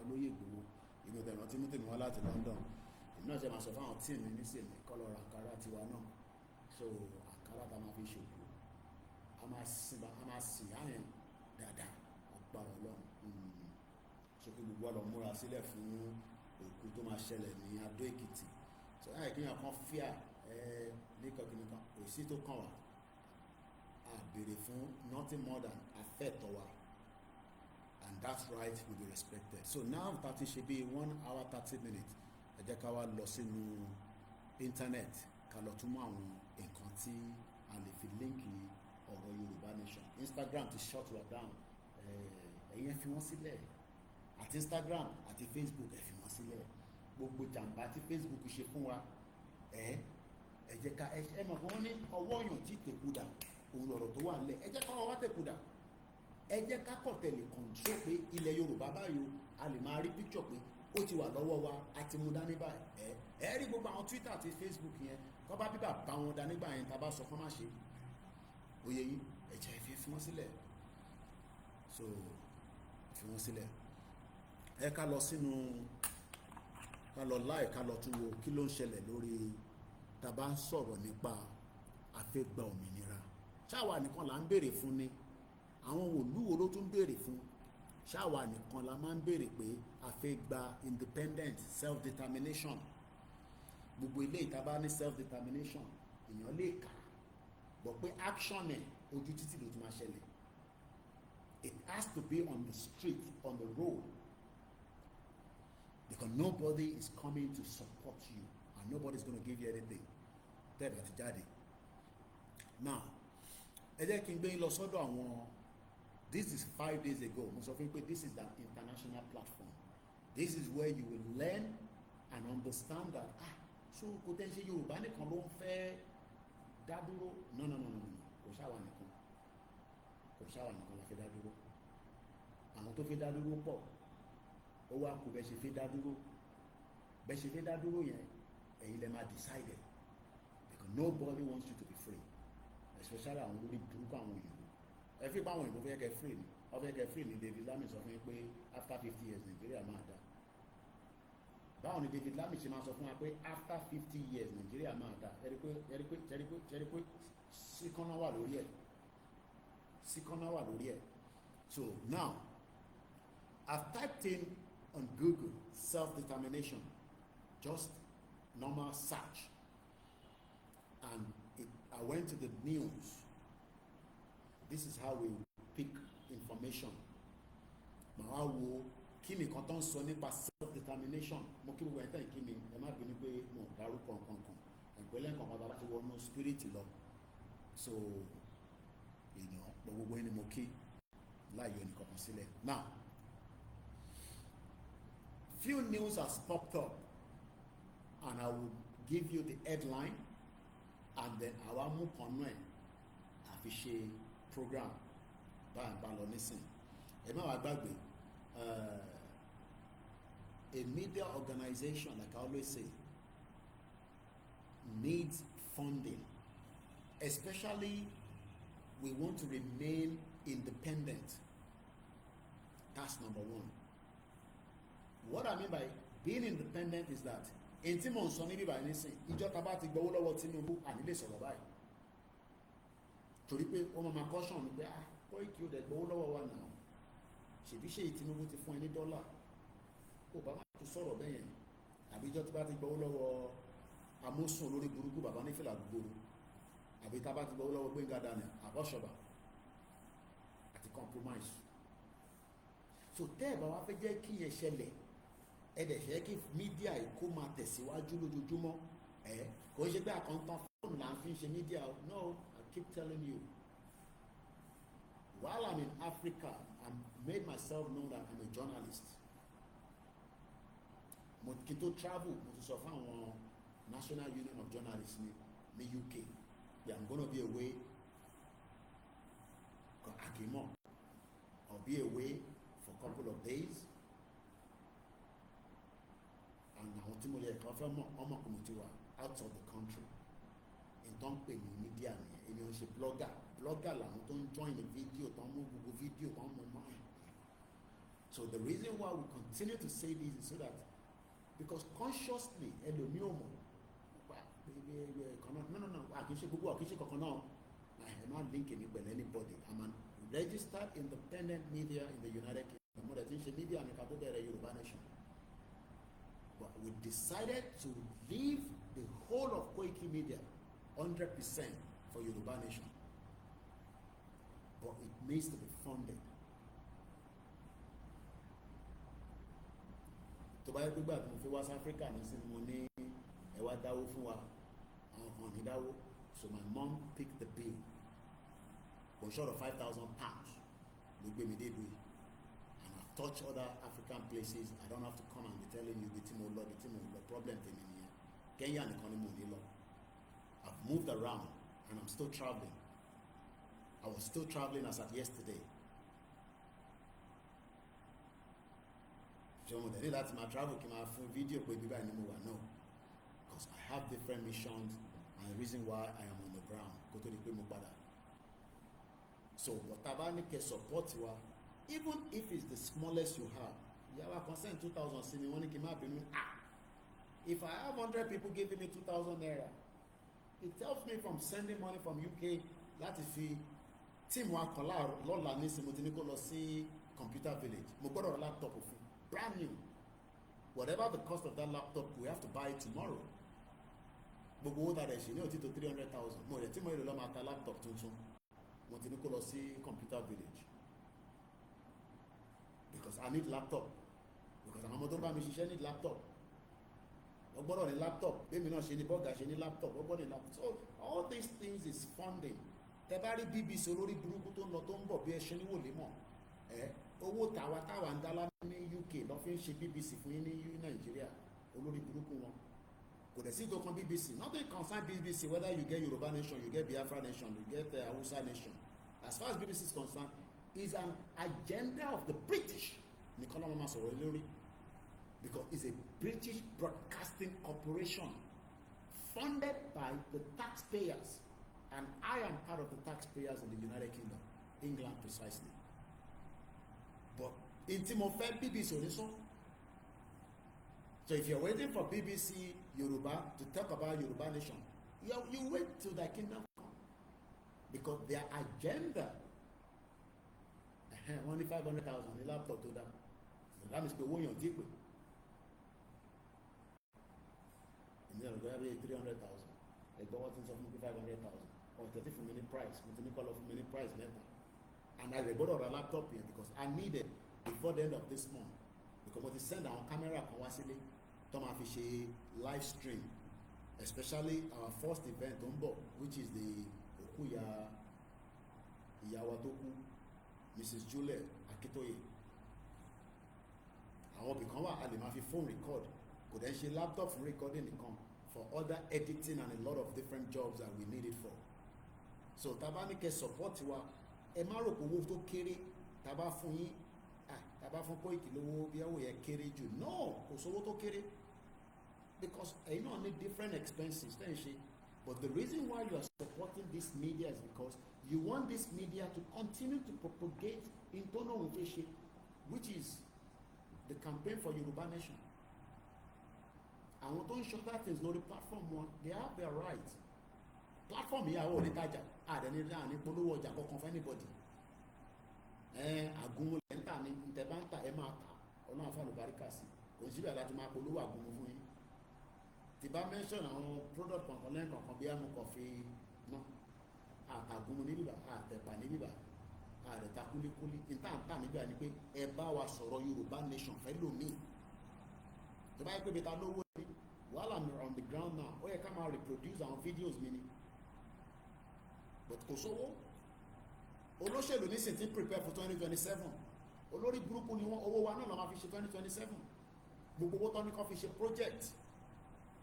Ẹ lọ ka David Odoye, I might not agree with him, but ẹ lọ ka gbogbo àwọn exposition tó ń gbé jáde nípa this USA, àwọn olórí burúkú gbogbo owó tó America tó fi fund the destabilization of Africa. So bí Trump ṣe fẹ́ cut owó yẹn, I'm happy. Disconnect all this money because it's not making any impact in our lives. Kàkà bẹ́ẹ̀ wọ́n destabilize wa ni.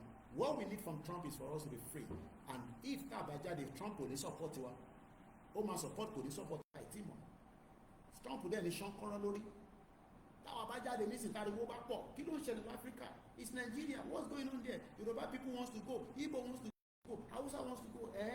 Is that the reason why they are killing them? Or is that the reason why? Go and break it up. Ìyẹn kan tún béèrè pé what is the next step? Gbogbo táwọn sọ látàárọ̀ ẹ̀gbọ́n rárá, ṣẹ̀ṣẹ̀ wọlé ní sà. What is the next step? Next step náà kọ́ là ń sọ̀rọ̀.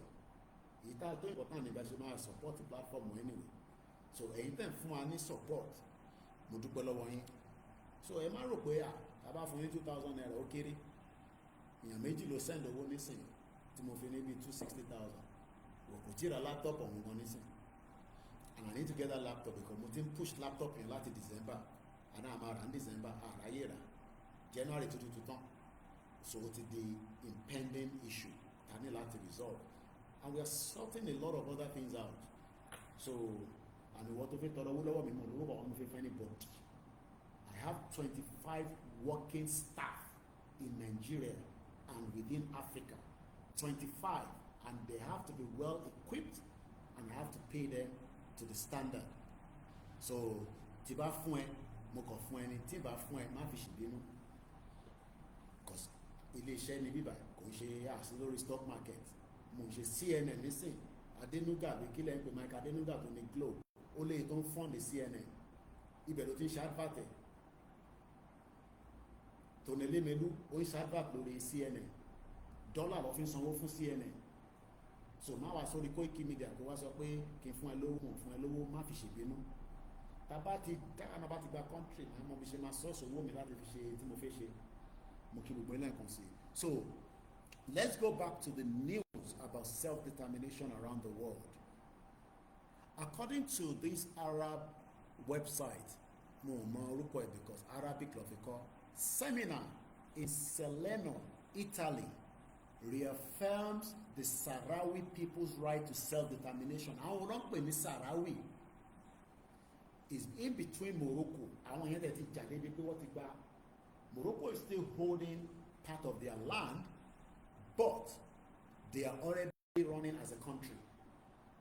We don't want to have a Yoruba country where we have half of Yoruba land, don't say Yoruba country, then the rest is not part of Yoruba land. No, we don't want that kind of thing. We want a full geographical part of Yoruba land embedded into a Yoruba independent country.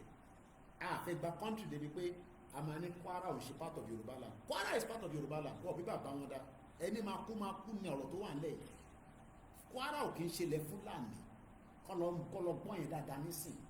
Àtẹ̀mí àtọwọ́ àbẹ́ ọ àti kò ẹ̀mí àwọn gbogbo ilẹ̀ máa sáájà gbàjàgbà tó kú bá kú díẹ̀. Ilẹ̀ Yorùbá ní Kwara a máa gbà padà. Kò bá jẹ́ the last plot wa a máa gba Kwara padà lọ́wọ́ yín.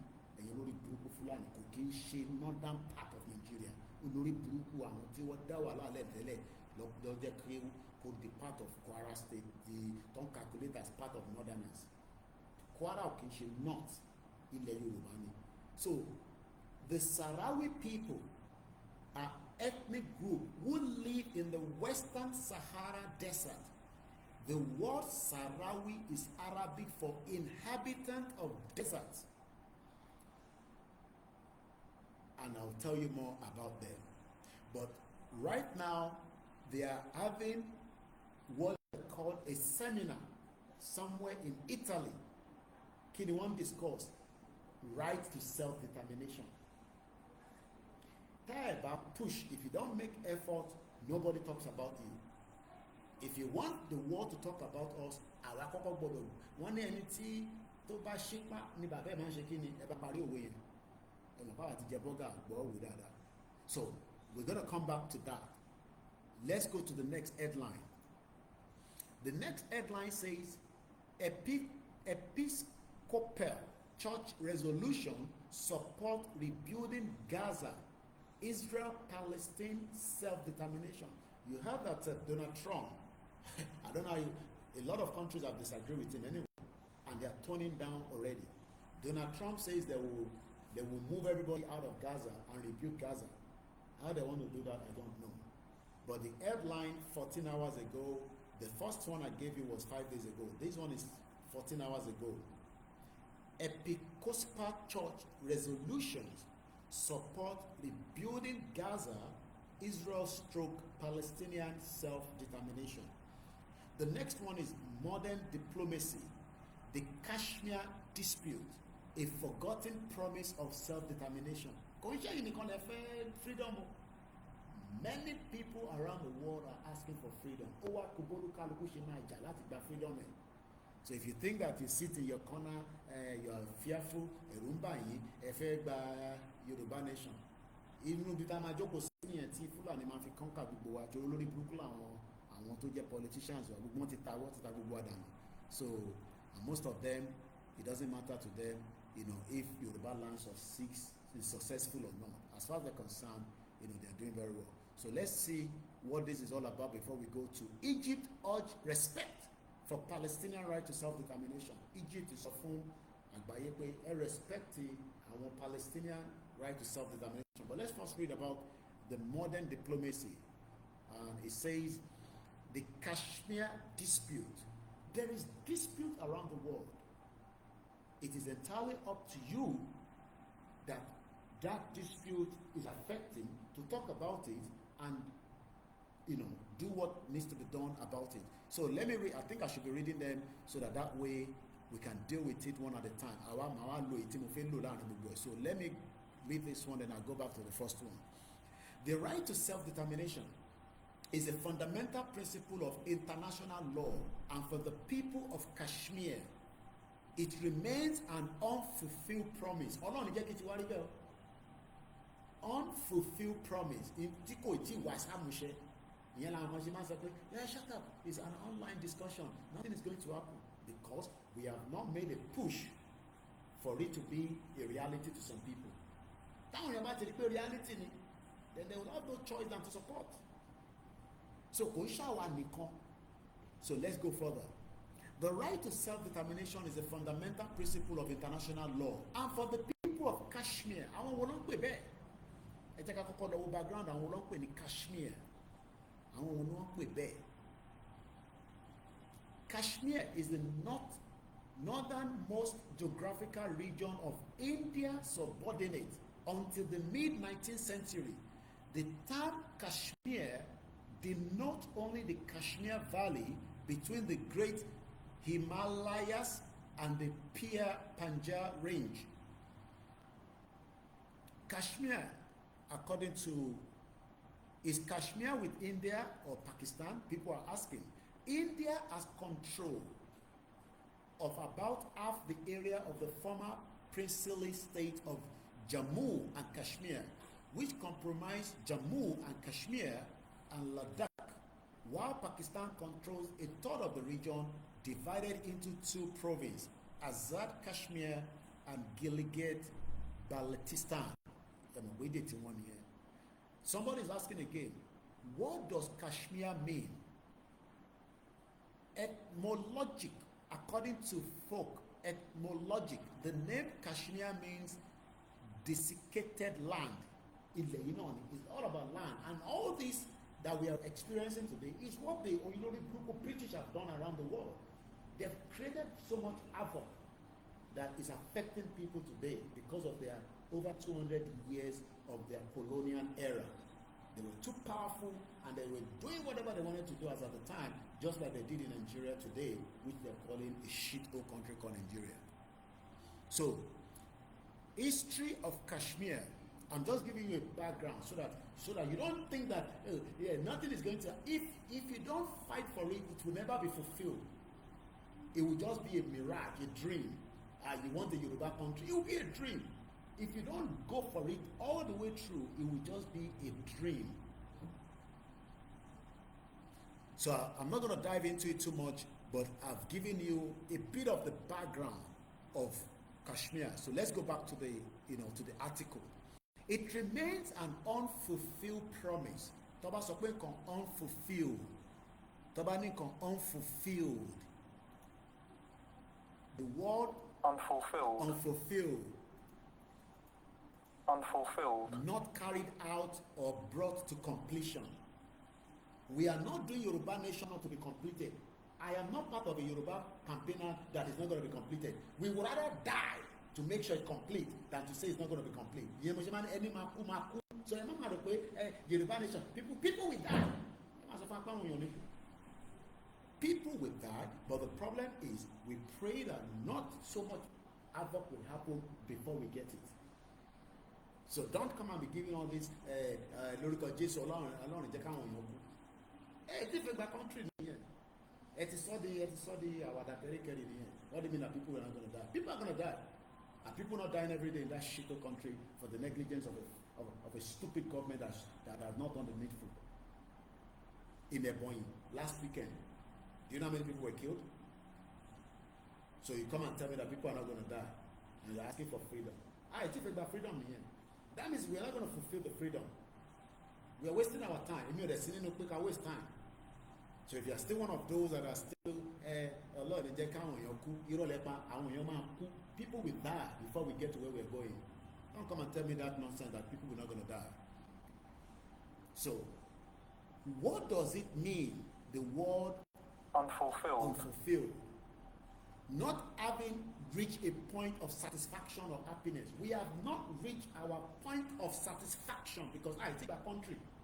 So when people are talking about Duponiti, I already have a funny platform by talking about her. Who is she? Because they know more.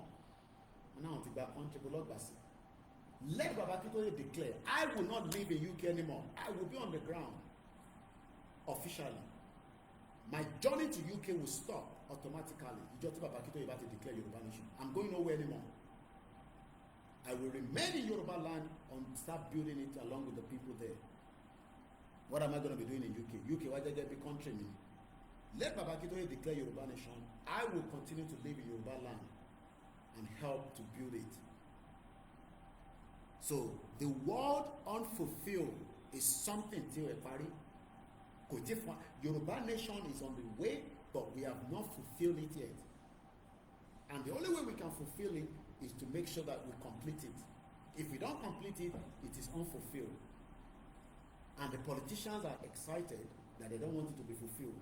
That is why they will put all kind of manners of different, don't listen to Koiki. Nigeria is on the right trajectory. Nigeria can never be on the right trajectory. No fully. What right trajectory? Right trajectory. Never will Nigeria work because we are all alien to each other.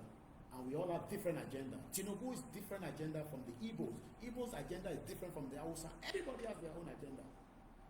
So Tinubu is playing his own agenda as a Yoruba man against Nigeria. So if you like, cry from now to thy kingdom come, Tinubu give no thoughts. He cares less about whatever your cry is all about. His agenda must be first Yoruba before Igbo, before Hausa, but he's using the word Nigeria to deceive everybody. Just like Buhari did as well. Play nepotism.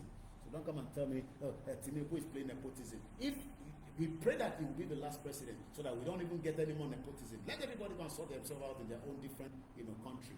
Telling me about Nigeria, so Yoruba, if you don't allow us to fulfill this, it will become an unfulfilled project. So if you think that I have 10,000 pounds, I'm not going to invest it because I want to go and build house in Nigeria. Okay, go and build house in Nigeria and see whether you can live there. One of my uncle died 2 years ago. I won't give the state. The project he built in his house, in his hometown, he did not live there till he died. So go on and your build house or money and your eleven. Let's have Yoruba country and let Omonile wa yan kan lenu. How can you buy a land and after 3-4 years somebody will just come up and say we own the land? All that nonsense is because Nigeria is backwardness. Can I buy a house in UK and after 5 years somebody else will come and take the house as long as I'm paying my rent or my mortgage? Because they don't want everything to be well documented. Erale. That's why when people say come and buy land in me, I don't need to go for this thing to my rally.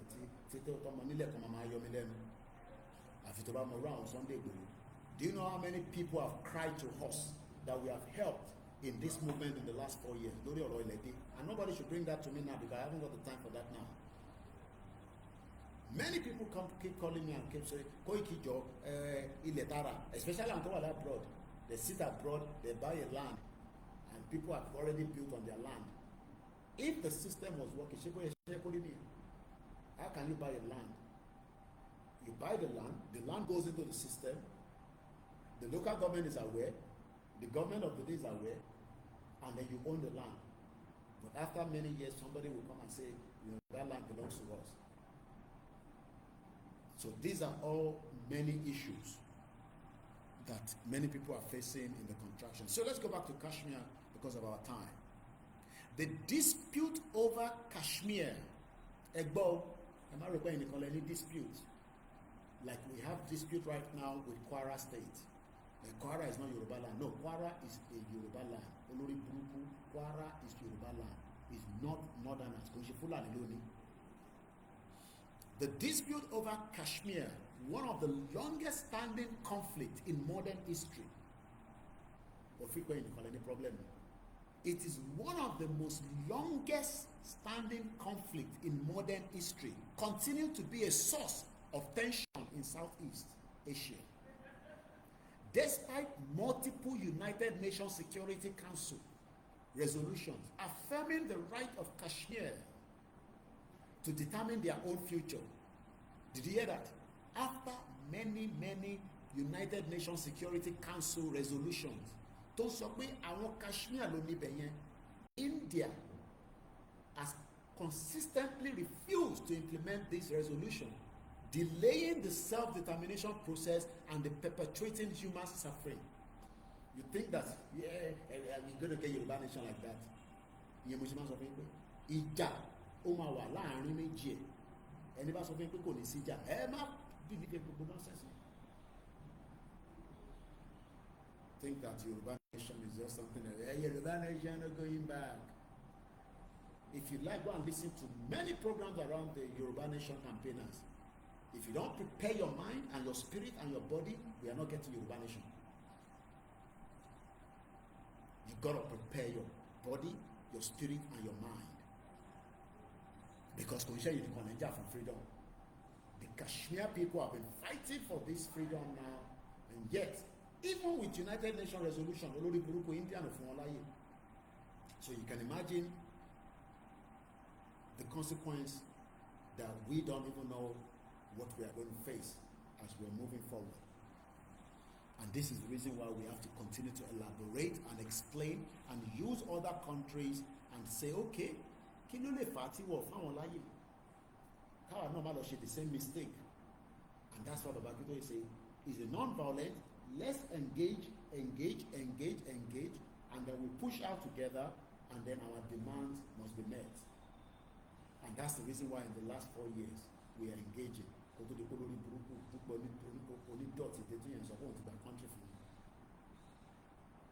Countries. I'm talking about country, any country for any corner of my bond now. Jebi Baba Akintoye wà ní Kútọ́nù bíbá. Baba Akintoye is in Kútọ́nù with me now. Baba Akintoye wà ní Kútọ́nù now. Dúpẹ́ gba country fẹ́ yẹn ọmọ bí tó wà. Èyí dẹ̀ ń tẹ̀lé. Orí burúkú gbogbo ẹ̀yìn dẹ̀ ń tẹ̀lé ẹ̀yìn ṣòro rẹ̀. One bastard. Ó gba country fún yín. Ẹ̀ mọ bí tó orí adélé wà. Tálá délé ìbò ló wà ìbò ló ń wà. Ẹni tó jáde lé ìbò ló wà. Orí gbogbo yóò pẹ́ ṣìírí. One bastard. Ẹ̀yàn máa lé Yorùbá. Mo tẹ̀lé fún àwọn Yorùbá kan tó wà láàbùrọ̀ nínú rẹ̀ kórí yín pé náà ní sórí rẹ̀ gbogbo yín pátápátá. One bastard. Ẹ̀yẹ́ máa bọ́ lẹ́nà àtẹ́bá náà ti gba country. Kí lẹ́ ń jókòó sá abroad fún? Ìbẹ́ ti gba country ẹ̀ máa bọ́ lẹ́nà. Bàbá Akintoye òkú kò náà gba country ó wà ní Benin Republic níbà. Kò tí gba country ó wà ní Benin Republic. At least èmi ṣàrí Bàbá Akintoye ní last week. Mo rẹ̀ ṣì máa rí wọn ní àti ti weekend yìí. Àti gba country. Mo tẹ̀ mọ́ báwọn Yorùbá kan tó wà láà báwo lè ṣe dé abroad kan sẹ̀ ta ló fún yín visa tẹ̀fi dé abroad ìdí all over the place àti gba country orí adélé ń bọ̀ adélé ń ṣiṣẹ́ lọ́wọ́ ẹnjọ́ de jìnà ìdí all over the place ẹ̀yin afọkùnmọ́kùn à ń sọ̀rọ̀ nǹkan tó jẹ́ reality ẹ wá sọ di game ẹ sọ di game boy. Ṣé Yorùbá ní ṣe máa jẹ́gẹ́ bí game boy Dúpẹ́ ti gba country kò ní da fún bàbá gbogbo yẹn ní ṣòro rẹ̀ ó sọ pé Dúpẹ́ ti gba country fún mi. Arẹwà wà ní òun wà nílẹ̀ Yorùbá nísìn kò rí àpẹẹrẹ pé ẹ ti gba country ta ló wà nílẹ̀ Yorùbá nísìn ẹ bá mi fi sí ní comment section. Ọlọ́pàá Nàìjíríà ń gbáyàn létí ọlọ́pàá immigration wà níbẹ̀ ẹ ti gba country idiot all over the place bombast. Èyí tẹ̀ ń tẹ́lẹ̀ wọn tẹ́ wọ́n lé tó bá fọlọ́pàá mú ẹ lọ́wọ́ yìí tó ti gba country wo Agodi prison ló máa kú sí dànù ìdí all over the place. Ẹ wá mú Yorùbá nation ẹ fẹ́ sàn yẹn di àwàdà kẹ́ríkẹ́rí lórí social media ṣe à ń ṣe kúnlẹ̀ Afọláyọ̀ ni. À ń sọ̀rọ̀ nípa Kashmir ẹni tó wà Londo ṣé àpẹẹrẹ pé ti gba country ṣe rí Londo state ṣé gọ́fúnà Nàìjíríà ló ṣì wà níbẹ̀ àbí gọ́fúnà ilẹ̀ Yorùbá orí àwọn tó tẹ̀sán fún àwọn ìgbà kan orí yóò pè parapata látòkè délẹ̀ fún pásítà Ondo láwọn wà Mr. Samuel wọn náà Ondo láwọn wà àwọn rápẹrẹ Koiki o àrápẹrẹ ìjọba tuntun ní Londo state ìbẹ̀rẹ̀ ti fẹ́ rí changes ntẹ̀mọ́ bọ́mọ Yorùbá ṣe dé bá ṣe dòmù bọ̀ báyìí. I think that country, but we're making all the effort through the leadership of Akintoye. Lè fẹ́ kó dìjà torí pé àlágbára láti jà but a ní ọgbọ́n láti fi defend ara wa torí òmùgọ̀ ló máa ń lọ́gbọ́n òun lè jà àwọn ò lè jà kí la fẹ́ fi jà kí la nígbà fẹ́ fi jà ṣàánú AK-47 ṣáwà jẹ́gẹ́ bí terrorist bí terrorist ló ń bush àwọn èèyàn ló ń fowó ra weapon ló ń invade military barracks ẹnu yìí làwa máa fi jà ẹnu ta ní ẹnu tí Koiki ní tó fi ń wa rọ́ọ̀fù ní London ẹ̀hún náà lọ fi ń wa rọ́ọ̀fù ní Áfíríkà ní sí orí yóò pè tom bastard kò máa jẹ́ dẹ́bẹ̀ tó ń bẹ̀rù ìbẹ́ ilẹ̀ ń bẹ̀rù mo sọ fún yín kí yé bẹ̀rù ẹ ṣọpákí ọmọ Yorùbá ni wá, ọmọ Yorùbá kì í bẹ̀rù. Àwọn bàbá yẹn jàjà Ẹgbẹ́kọ̀yà, wọ́n jàjà kìíní kan, àwọn ń bẹ̀rù ní sí. Ṣé torí pé a ti wà ní new era of 21st century, táàbà tẹ̀ ní kankan ò gbọ́dọ̀ tó lẹ́nu ló máa bèjà. So mo kí gbogbo èèyàn wa. So yẹ ká padà sórí Kashmir yìí. Wọ́n ní kíkọ ṣàlàyé ẹ̀ fáwọn èèyàn wa. Ṣé mọ̀ pé ọ̀rọ̀ Kashmir yìí, wọ́n ní Nigerian police are in Ondo Road collecting money from yahoo boys. Ìjọba délé ò rẹ̀ ní kankan ṣe sí yìí. Olórí burúkú dúpọ̀ omúrin àjò pín sí méjì, wọ́n divide sí méjì. Ìjẹ́ kí gbogbo àtọ̀ sójú kan, kí tọ̀ wá máa hó yáyáyáyá lójoojúmọ́. Torí wọ́n fi wà lábẹ́ bàbá Akintoye. Wọ́n ti gba country, wọ́n ti declare. Nonsense. 1947 níjà táwọn ilé tí ń jà tí ń tán tẹ́yìn sọ pé Koiki Yorùbá nation ti pẹ́ jù, ó ti pẹ́. Kashmir ti wà lẹ́nu ẹ̀ láti 1947. Ẹ gbọ́ nísìnyí bọ̀. Historical background of the Kashmir dispute. Ẹ gbọ́ historical background ẹ̀. Because mo sọ fún yín pé this is your international platform, so that tẹ bá jókòó tẹ ẹ rò bá ọmọ níta àwọn Koiki sọ yìí kò ń ṣe tó easy lóòótọ́, but tá a bá push together a lè dáwó. Bọ̀ kíyàn kan máa sọ fún yín pé ẹ̀yin tó easy ni ẹ̀yin tó easy ó easy ní láì tí ì gbà ní. Nàìjíríà náà lágbára, ìlú tó ti ń ràn for 64 years tí olórí burúkú àwọn military ti jẹ́wọ́ jẹ. Ẹ mọ̀ èyí tó wà lọ́wọ́ Babangida. Ẹ jẹ́ kí Babangida fún wa ní half of owó tó wà lọ́wọ́ ẹ̀ ká wá ní bí Yorùbá nation nílẹ̀ àárọ̀ la. Ẹ ní kí Babangida ká gba half of owó tó jí nínú Nàìjíríà, ẹ ní kó fún wa ní half of owó ẹ̀. Gbogbo owó tó wà tàbí Abíọ́lá lọ́jọ́ jí tán kó pamọ́ tí tán fi pa Samuel Doe. Àbí torí pé à ń bo Abíọ́lá mọ́lẹ̀. Abíọ́lá náà wá gẹ́gẹ́ bí èèyàn gidi ni. Àwọn olè lórí burúkú tó mú gbogbo ilẹ̀ Yorùbá tó dàrú. Mo tẹ̀ ń gbọ́ fídíò kan mọ̀ máa tró etí. Wọn Abíọ́lá gun ní 1978 ló ti ní kọ́ ṣe ṣàríà lọ. Ẹ gbọ́ fídíò yẹn ni ó rà pé lédi ké play lánàá náà. Èmi náà ti gbọ́ fídíò yẹn lọ́dọ̀ Mr. Wisdom. Wọ́n ní MK Abiola was part of those that wanted Sharia law in 1978. Àwọn olórí burúkú ọmọ orí ìbò ló wà nísìn, bọ́ọ̀ ti kú dànù nísìn tó ti bá kú ó ti kú tiẹ̀ lọ nísìn. Wọ́n dá gbogbo wàhálà lẹ̀ sílẹ̀ Yorùbá. Òun kọ́ ló mú Babangida káàkiri bá ṣe gbọ́ àmọ́ how true it is. Tí yẹn fi dẹni tó kù mọ́ nísìn, ikú dẹ̀ máa padà pa náà ni. Wọ́n mú gbogbo ilẹ̀ Yorùbá, wọ́n turn it upside down for their own selfish interest. Ẹnu gbogbo wà nísìn táwọn ń jìyà nísìn. Ṣáwọn ọmọ Abíọ́lá mélòó náà ló ń jìyà káàkiri ayé nísìn? Tí kan tó dé tó náà ìyàwó Abíọ́lá lórí burúkú tó pèrè ní dúpẹ́ tó mú ní àjò tó dà sí méjì. Bọ́pọ̀ ẹ̀ náà ṣe títí náà nìyẹn tó ta gbogbo àdà fáwọn Haúsá. Àtẹ̀mọ́ tó tà wá fún wọn, bí Fúlàní ló tà wá fún mi, bí Haúsá ní àtẹ̀mọ́ inú ẹ̀ kàtà. Ṣé àwọn àtẹ̀rò Haúsá ni gbogbo oníjọ́ náà lọ́hùn? Àti Fúlàní gan la Abíọ́lá tà wá fún. I'm sure pé Fúlàní ló tà wá fún. Táwọn máa ń rògbà Haúsá ni gbogbo àṣíyàtọ̀ wà láàrin Haúsá àti Fúlàní. Ọlọ́run ní kí bàbá kí sóye tètè educate gbogbo wa. Ṣé jẹ́ ká gbọ́ historical background of Kashmir dispute. The Kashmir conflict traces its root to 1947 when British India was partitioned to India and Pakistan. Olórí burúkú ni Britain, mo sọ fún yín. Ìlú tẹ̀lé ń gbé ní olórí burúkú ni wọ́n ti dá wàhálà rẹ̀ rẹpẹtẹ ní gbogbo àgbáyé. Wàhálà yẹn ló la fẹ́ resolve ní síta ni pé a máa ṣe díẹ̀díẹ̀. Kí lẹ̀ ń ṣe díẹ̀díẹ̀? Ẹ máa strangulate wọn ni tó máa fi dá yín lò. Ẹ fi ìgbà ẹgbẹ́ anybody free. Nobody wants you to be free. Visa àríkẹ́rẹ́ wọ̀ fún anybody ní visa. Wọ́n ń select and come fún ní visa. Ṣé wọ́n ní oní 60 million tó lè lọ fi kàwé ní gbogbo àwọn tó lọ student visa lọ́wọ́ tí ìpè wọn kó bèrè wọ́n ṣe survive la ní UK. Púpọ̀ ní wọn lọ́ọ́ ti wà lórí street ní ti tọ́rọ̀ owó school sọ. The Kashmir conflict traces its root to 1947 when the British India was partitioned into India and Pakistan as per the partition plan. Partition, you know, Nigeria join it together. People that don't know each other, they don't love each other, they hate each other, they're killing each other, disrespect each other. How can Igbo come on our land and be telling us, they want to dictate on our land for us? Lagos will be, go back to Anambra and go back to Enugu now and leave Lagos State alone, telling us how we're going to run our land. lórí burúkú. Haúsá dé wá yàgbẹ́ káàkiri, Fúlàní dé àwọn èèyàn pààyàn káàkiri, àwọn Lebanese dé àwọn èèyàn ṣe jábàjábà, Chinese dé wọ́n gba yín létí lẹ́nu iṣẹ́. One of my staff that is working for me, Chinese ló ń bá ṣiṣẹ́ kí n tó withdraw kúrò ní 2021. Àwọn olórí burúkú gbogbo tó lè ṣe nílùú wọn lọ́n ṣe kí wọ́n ṣe nílẹ̀ Yorùbá. Ẹ lọ sí gbogbo wíkò disrespect Yorùbá people on our soil. Àwa lè sọ̀rọ̀, tó bá sọ̀rọ̀ wá lọ́mọ ọlọ́pàá wá mú sójà wá fi disrespect ẹ̀. Ìyẹn lè fẹ́ káwa jókòó tì. If you treat all the products, àwọn ìyá tó ń ṣe wàhálà, àwọn arẹwà gbogbo àwọn tó ń tajà, bàbá quick products kan máa ti jáde nísìnyí, Igbo máa ṣe fake ẹ̀. How do you want to survive? Wá fi cocaine, wá fi kó ọjà wọ nínú Lagos State, wá fọ́ gbogbo market.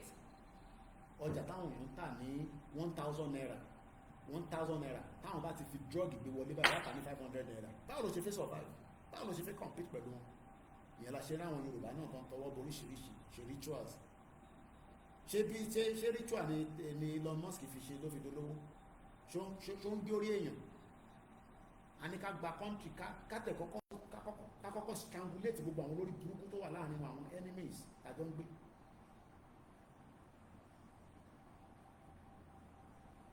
Yí gbogbo ilẹ̀ Yorùbá wọ́n turn upside down. Ìyẹn lọ́bọ lórí burúkú kan ló ná kalẹ̀ fún Igbo. Ọba tó gbá bàbá yẹn létí. Èmi ìmọ̀ rédíò ti dá àpapọ̀ ọdún ṣe fún ní 6 months. Léwé ìdànù kọ́ ti mọ́lé kó máa sùn kirikiri. Àwọn ọba òfò, àwọn ọba àdánù, àwọn wicked people. Wọ́n ní ilé tó worth 20 million, a ní kọ́ta ní 4 million. Wọ́n tà fún ọmọ Igbo. Idiot all over the place. Ẹ̀wà ní káwọn yẹn jẹ́ ká gba Yorùbá nation. A máa lajú mọ́ra wa lórí gbẹ̀yìn ló kù díẹ̀. Ẹni máa kú, ẹni máa yè ìbùkún sọ fún yín. Let's continue. Precisely, states were given the option to join either country based on their geographical position and the will of the people.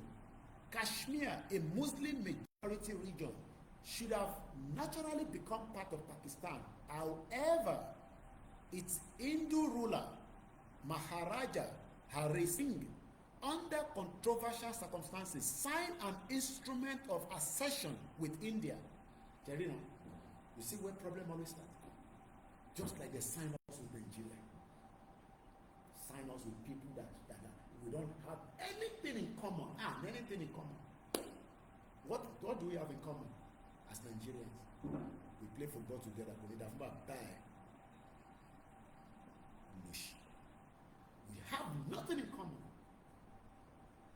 Join us together with animals.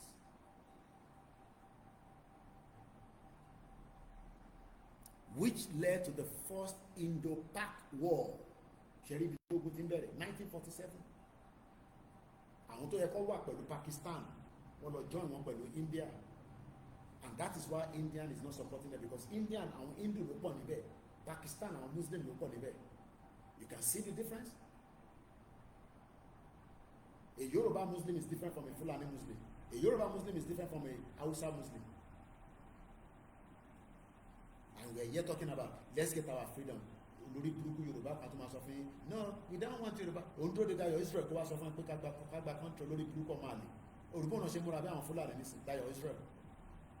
Ìwọ ọ̀rí bó ṣe múra nísìn, tó bá yá nísìn wá fún níyàwó kan tó máa jẹ́ Fúlàní, ọmọ àlè. Mú gbogbo ilẹ̀ Yorùbá wọ́n turn upside down for their own selfish interest. Ẹ̀wá ní káwá dákẹ́, àbí? Ẹnu ẹ̀ lájọ wa. Kí ni mo sọ? Ẹnu ẹ̀ ní mo bá jọ wa. Ó kù díẹ̀ nìbọn ró. Ẹlẹ́dẹ̀ máa dọ̀yọ̀, ariwo ẹ̀ ló máa pọ̀ ní. Ṣẹ́rẹ́ inú ta fi sọ̀rọ̀ a máa kọ́kọ́ fi gbára wa sílẹ̀. Tẹ́nu yóò bá wa gbà wá sílẹ̀ àbọ̀ sójú títì, which is the rally. Ẹ jẹ́ kó pè fún rally. Tó bá pè fún rally kí wọ́n má jáde. Tó bá pè fún rally má jáde. Ìwọ ni yẹn máa jẹ́. Because àwa kan lórí àwa bá ní sàn kọ́ máa ra tíkẹ́ẹ̀tì yẹn padà lọ sí London nìyẹn. Tó bá ti pè fún rally tẹ́ ẹ bá ti jáde, ra tíkẹ́ẹ̀tì padà lọ London nìyẹn. We abandon you there, ìyá máa jẹ yín gidi. Tó Fúlàní bá tí Tinubu bá lọ tán tá a bá gba Yorùbá nation. Tí Tinubu bá lọ tán tẹ́ bá jẹ́ kí Fúlàní wọlé. Báwọn bá o. Ẹ wá mọ̀ pé yes, a ti wà ní problem. So better ká tètè gbàǹkà fígbà wà Tinubu bá wà ní ìjọba nísìn ká tètè gbàǹkà fígbà. tó bá máa dàrú kó dàrú, tó bá rẹ̀ máa tò kó tò. Ẹ bá jẹ́ kí Tinubu ṣe tán kó gba gọ́ọ̀mẹ̀ntì lọ́wọ́ ẹ̀. Tí Fúlàní bá wọlé, tí Fúlàní bá wọlé, tí Fúlàní bá wọlé, tí Fúlàní bá wọlé, ájú ti Kashmir lọ tá à ń sọ lọ́wọ́lọ́wọ́ yìí. Ẹ máa sọ pé rọ́ọ̀nì mò ń pa.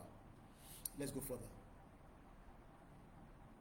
In response, then India Prime Minister Jawaharlal Nehru took the issue to the United Nations Security Council, which passed several resolutions emphasizing the need for a plebiscite to determine the region's future.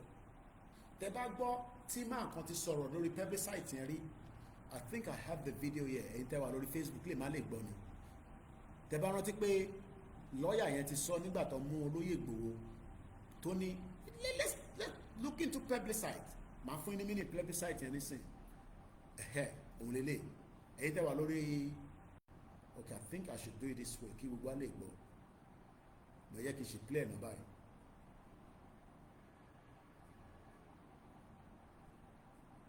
Why are we afraid of a referendum? Referendum simply means that the people buy into the document so that it does not just become plastic. It becomes animated. Okay. It carries the will of the people. The will of the people. It carries their imprimatur. Okay. It becomes legitimate. Okay. It becomes respected. Okay. It becomes autonomous. Okay. It enjoys the will, respectability, and legitimacy of the people, as the American people did. In about 1788 in Philadelphia, when they met. The will of the people.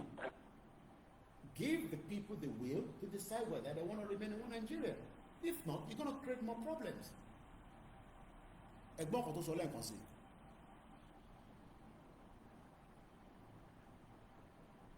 Why are we afraid of a referendum?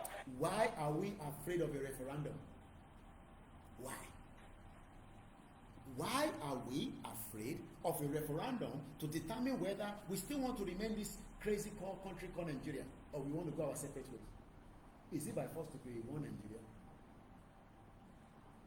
When people are coming with an agenda, the Igbo is coming with the agenda on Yoruba land, Hausa is coming with the agenda on their land, Lebanese, Chinese, Russia, France, everybody is coming with the agenda on this Yoruba land.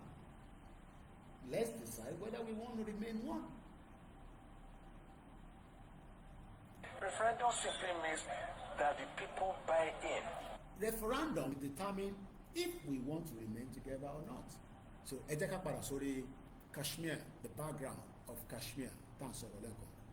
You're watching and you're listening to Koikimedia. Get the world closer to your doorstep. Let's see it. Okay. Eh? Okay. Yeah. The United Nations resolution on Kashmir has passed multiple resolutions on the Kashmir issue, most significant being Resolution 47 in 1948. Ìwọ tó ní Yorùbá nation ò tí dé, kí ló dé tó ṣe ń pẹ́? Some people have been fighting since 1948. Ọlọ́run jẹ́ kí tiwa rí bẹ́ẹ̀ o. This resolution called for a ceasefire and a plebiscite. Kí ni meaning plebiscite? Ẹ jẹ́ ká lọ wo meaning ẹ̀. Is a word that has come up many times in different conversation among some people in Nigeria. Plebiscite. Plebiscite. Plebiscite. Plebiscite. Plebiscite. Plebiscite. The direct vote of all the members of an electorate on an important public question, such as a change in the constitution. And in our own case is a case, a case for whether we want to remain one Nigeria or not. Plebiscite. Plebiscite. Plebiscite. Why are they running away from it? Who is running away from plebiscite?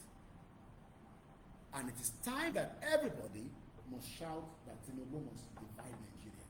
That is the only solution. not talk about reform, restructure, we're going for another election. It's all fraud. Olè ló wà ń bẹ̀. In 1948, there was a resolution that called for a ceasefire and a plebiscite to allow the people of Kashmir to decide their future. We want to decide our future, and some people are telling us, oh, no, you can't decide your future. Have you tell Adebanji, Olórí burúkú, bomb bastard? Have you tell Dele? Have you tell Oshaba? Have you tell Gbenga Daniel? Is Yayi aware that you want to have Yoruba nation? Àwọn olè ti sọ fún. Who are the elders that you are talking to that are going to tell you about Yoruba nation to go on day? Orí ò pé ìwọ tó ti ń tokó bọnú di èèyàn tó ń dókò ìwà ṣe ń sọ pé ta ló máa sọ fún wọ. So ìwọ tó bá fi wà tọ́bìnrin sínú ilé nísìn o mọ́bi tó máa fi nǹkan sí nínú ìsàlẹ̀ idiot. Tí ó mọ̀ pọ́mọ 16 years ó ti ń fúnyàn lóyún ní UK. Ìwọ ọmọ 44 ó ṣì wà nínú ilé bàbá àti ìyá ẹ̀ o lè dá gbé torí o lówó tó fi lọ gba lé náà ó dẹ̀ wà lẹ́kọ̀ọ́. Prophet ìbẹ́tọ̀ kúkú ti ní tẹ́kọ̀ọ́ bá gbé ìkẹ́ padà lọ sí ìlú yín kẹ́ lọ máa dáko tẹ́ ń san rẹ́ǹtì tẹ́ ẹ̀ níwó tẹ́ ń jókòó sínú Lagos State tẹ́ ń ṣàgbèrò káàkiri bàbá tẹ̀mí mọ́lẹ̀ kì í kọjá idiot all over the place. How can a 44-year-old man be still living with their parents? And we're telling you that a 16-year-old is already giving birth in UK. Àwọn ìtẹ̀ wọ́n dóbò ju kí ló dálẹ̀ lọ àwọn kéékèèké yẹn ní UK ṣáà máa lọ súnmọ́ wọn ni fi wọ́n sílẹ̀ torí wọ́n máa pè é ní fídíò fáìlì àgbàlagbà ò gbọ́dọ̀ súnmọ́ wọn nǹkan àwọn kéékèèké kan máa ṣe tó bá fi ṣe tó máa ṣe lọ ìjọba wà tó ń tọ́jú wọn. Àìsàkálẹ̀ ti sọ fún pẹ́pẹ́ gba Yorùbá nation náà dádìí ẹ̀ la máa wá sọ fún olùsì dádìí ẹ̀ la máa wá sọ fún pàfẹ́ gba Yorùbá nation. You think Obasanjo cares whether you get Yorùbá nation or not? You think Obasanjo cares whether you have Yorùbá nation or you don't have? Ó ní Nàìjíríà nẹ́sàn òun dájú ní Yorùbá nation òun lọ inú ilẹ̀ Yorùbá náà ló ti rí gbogbo nǹkan lórí ṣe kò ṣe lọ sílẹ̀ Ìgbò tán ní ọmọ Ìgbò ní kó lọ ṣe tó fẹ́ ṣe nílẹ̀ Ìgbò ilẹ̀ Yorùbá yìí náà ló ń gbé ọ̀fọwọ́ Nàìjíríà ọ̀fi jayé ìyẹn ni wọ́n ní káwà lọ sọ fún Ọbásanjọ́ a ò lọ Ọbásanjọ́ tí màá lọ sọ fún Ọbásanjọ́ ká fún gba Yorùbá nation sọ Ọbásanjọ́ tẹ̀lé bàbá wó lọ́wọ́ ìdí ọ̀tọ́ lọ́ba the place ṣèbọ́n ní Bísí Àkàndé lórí burúkú jáde nísìn tó ní àwọn làwọn ti Bọ́kú Bọ́lá Ìgè pé kó lọ ṣe iṣẹ́ lábẹ́ Ọbásanjọ́. How can you tell your friend to go and work under your enemy until tó fi pa Bọ́kú Bọ́lá Ìgè? Go listen to Edmond Obilo interview to grant Bísí Àkàndé tó ń sọ jágbajàgba lẹ́nu tó ń sọ jágba àwọn bàbá òfò àwọn bàbá ìkà the thing those ones that care about Yoruba people it's all about their own selfish interest. Kí la máa jẹ níbí Tinubu ti débẹ̀ ó yá I want to be board chairman àwọn ọmọ mi àwọn ọmọ wọn máa gbé àtàwọn ọ̀rẹ́ wọn tó bá wọn lọ máa gbé CV bá wọn dáàdi ẹ bá wa wáṣẹ lábẹ́ Tinubu èmi ò lè bá Tinubu sọ̀rọ̀ bọ̀dà àwọn tá a bá lè ṣe fún yín o ẹ fi pa àwọn ọmọ bàbá wo lọ́wọ́ gan máa dá sọ̀rọ̀ tó wà lẹ́yìn bó ṣe gbogbo wọn. Àwa generation yìí nísìnyí ta ti pé 40 plus tí wọn náà ti pé 30 tísàlẹ̀ ti ń le tára ti ń dìde kí ló tún wá ń dúró dáwọn àgbàlagbà kan yìí nípa ìkọlà àgbàlagbà ta ní ni bàbá Akintoye 89 years old àdídà àgbàlagbà kankan mọ́ àgbàlagbà wo ló tún wá àgbàlagbà wo ló wá because people are not going to listen to you. O fẹ́ ọkọ ya tó ń gbádùn pẹ̀lú ìyàwó ẹ̀ kékeré tọ́jọ́ ń gbádùn tọ́jọ́ ń fi ṣekúṣukú síra wọn lẹ́nu orí àwọn ọkọ ya bọ́ ṣe ń gbádùn orí bọ́ ṣe ń dán ní yóbóyóbó àwọn yẹn ló fẹ́ kọ́ dá sí Yorùbá nation àwọn yẹn ò ní dá sọ̀rọ̀ Yorùbá nation kò sí tó kàn wọ́n Nàìjíríà gbé wọn. Mo rí Alákìjà lánàá lórí Instagram nígbà tó jẹ́ owó tán ló di Christian ló preach káàkiri gbogbo Sùúrùlérè nísìn nígbà tó ti gba oil block nígbà tó ti ní oil block ó yẹ kó máa pariwo Jésù Kristi ṣé ìlú tó bá normal ṣó yẹ kó máa gbé oil block fún individual ìlú òfò ṣé ìlú tó bá normal ó yẹ kó gbé oil block odindi country ó yẹ kó gbé fún individual tó bá gbé fẹ́ mi náà máa dolówó gidi lẹ́sẹ̀kẹsẹ̀ máa lọ kírun bí lórí burúkú máa lè Fúlàní kan tí mo rí private jet wọn náà máa lọ kírun ní Saudi Arabia lẹ́bí Friday olùsì ọmọ wo oil àwọn ilẹ̀ Yíbò àwọn fi ń jayé ẹ wá ní káwọn ọmọ bíi ogun máa ṣẹlẹ̀ ẹ bá jẹ́ kí gbogbo wa máa lọ ẹ má fi Nnamdi Kanu sílẹ̀ ẹni máa kú ẹni máa yẹ lọ́rọ̀ tó wà lẹ́ so ìwọ tó ń sọ pé nàìjíríà kan lè ṣẹlẹ̀ ok ẹni òní gbọ́jọ àgbàlagbà ń béèrè lọ́wọ́ wa kó ta ló máa jẹ president abáwọdélẹ̀ lérí ọ̀dẹ̀ èyí tó ń jẹ lọ́wọ́lọ́wọ́ ní sèkí ló fi ṣe kò fi pa àwọn MC Olú ọmọ ráyè gbogbo táwọn ṣe ìdìbò sí tó kàn wọn Koko Zaria gbogbo àwọn yẹn gbádùn ayé wọn sí tó kàn wọn pẹ̀lú tó wà ń lẹ́ni sí bọ́ gbogbo wa náà lájọ máa ṣèjọba ilẹ̀ Yorùbá so let's go back wọ́n ní 1948 ni wọ́n ti ń jà fún resolution pé ẹ jẹ́ káwọn Kashmir kọ́ dá dúró kọ́ máa dá lọ 1948 do you know how many years ago is that? I'm sure in Toba 1948 that's about 70 years ago àwọn wá bẹ̀rẹ̀ Yorùbá nation lọ́dún mẹ́rin Koiki ilé ti pẹ́ jù ó yẹ ká ti gba Yorùbá nation ká ti gba ìbí náà mọ́ bọ̀ Nàìjíríà takú kò fẹ́ jẹ́ ká lọ ní àwa la máa wá sọ fún Nàìjíríà bá máa lọ kò ṣe pé gbàtí ọkàn bá gbé báyìí èèyàn fà wálẹ̀ ó lè wọ́n ti kówó jẹ Yorùbá nation ó sì sọ́wọ́n dolókùn yìí tí bá gbá ìsìn gbogbo ìdí ọ̀tọ́ ló bá lè pèsè èyí tẹ́ ẹ̀rọ lárí any small thing wọn ni wọn ti wá fún Yorùbá nation fún mẹ́kọ̀ọ́ ṣé màá tó mẹ́kọ̀ọ́ lórí YouTube ẹ lọ́wọ́ ẹ̀yìn owó àwọn fídíò àwọn ọmọ kéékèèké tó ń mẹ́kọ̀ọ́ lórí YouTube yẹn ṣé owó làwọn mẹ́kẹ̀ lórí YouTube ṣé owó lẹ̀ mẹ́kẹ̀ lórí YouTube ẹ lọ́wọ́ tó ń pè ní Mr Beast ẹ lọ Google ẹ̀kẹ́ bèrè tó ń pè ní Mr Beast kẹwé tó ń pa lórí YouTube lójoojúmọ́ jókòó ọmọ ẹni wọn fi Yorùbá nation mímọ Yorùbá nation tẹ́ fi ń pọ́wó èmi wọn bí fi Yorùbá nation pọ́wó ẹni wọn ti fi gbogbo wọn ti fi Yorùbá nation fi pawó wọn ti fi Yorùbá nation pawó wọn gbé wa lọ sẹ́niwẹ̀ mọ́ stupid people over the place pump bastard àwọn máa ní nígbà tó ọ̀nà understanding poverty ti báyé orí jẹ́ no understanding kankan kò sí understanding àti mo máa ṣàlàyé fún ọ pé báyìí ló ṣe jẹ́ torí ẹjẹ́ àtẹ̀lé bàbá Akintoye bàbá ìlọ́nà wà lọ́wọ́ ẹ̀ wọ́n ní rán bàbá ti slow jù 1947 làwọn kan ti ń jà pé kó gba òmìnira kó dá dúró àwọn kan pè ní Kashmir 1947 Indian ò fún wọn láyè olórí burúkú ẹ̀rọ tí pé Indian ló wá bá Tinubu àmọ́ bí wọ́n mú talisman wá fún Tinubu ni pé kí Yorùbá má bàa lọ gbogbo ògùn yín pátá ló má bàjẹ́ torí bí ṣe gbọ́ wọn ló mú kan wá fún Tinubu ni olórí burúkú ọmọ India yẹn torí kò wọ́ wá sí Nàìjíríà rẹ̀ for a very long time gbogbo nǹkan tẹ́ bá ṣe sílẹ̀ Yorùbá ó máa domi ni gbogbo nǹkan tẹ́ bá ṣe sílẹ̀ Yorùbá ìyẹn náà lọ sí kẹ́kọ̀ọ́ ọmọ Yorùbá gbọ́n tá à ń sọ ìyẹn náà lọ ṣe ń tọwọ́ bọra wọn lọ́yàn lójú títí ẹ̀ máa lè wọn ní kọ́ tọwọ́ bọ̀ lọ́yàn lórí TikTok wọn tọwọ́ bọ̀ lọ́yàn máa lè torí 20,000 naira ṣé mo lè sọ fún ọmọ kan ní London ní sẹ́ bóyá tọwọ́ bọ̀ yẹn lójú títì ní Oxford Circus kí n fún £20 kó má sùn mí lẹ́sẹ̀kẹsẹ̀ gbogbo are you crazy what do you mean by that? Kini TikTok, we give you gift on TikTok. Let somebody stranger put their hand in your breast. Lẹ́sẹ̀kẹsẹ̀ ọlọ́pàá máa gbé lù ẹ ni ẹ̀rù tó báyé jẹ́ ọmọ yìí kò tẹ̀ bójú ẹ̀ kò tẹ̀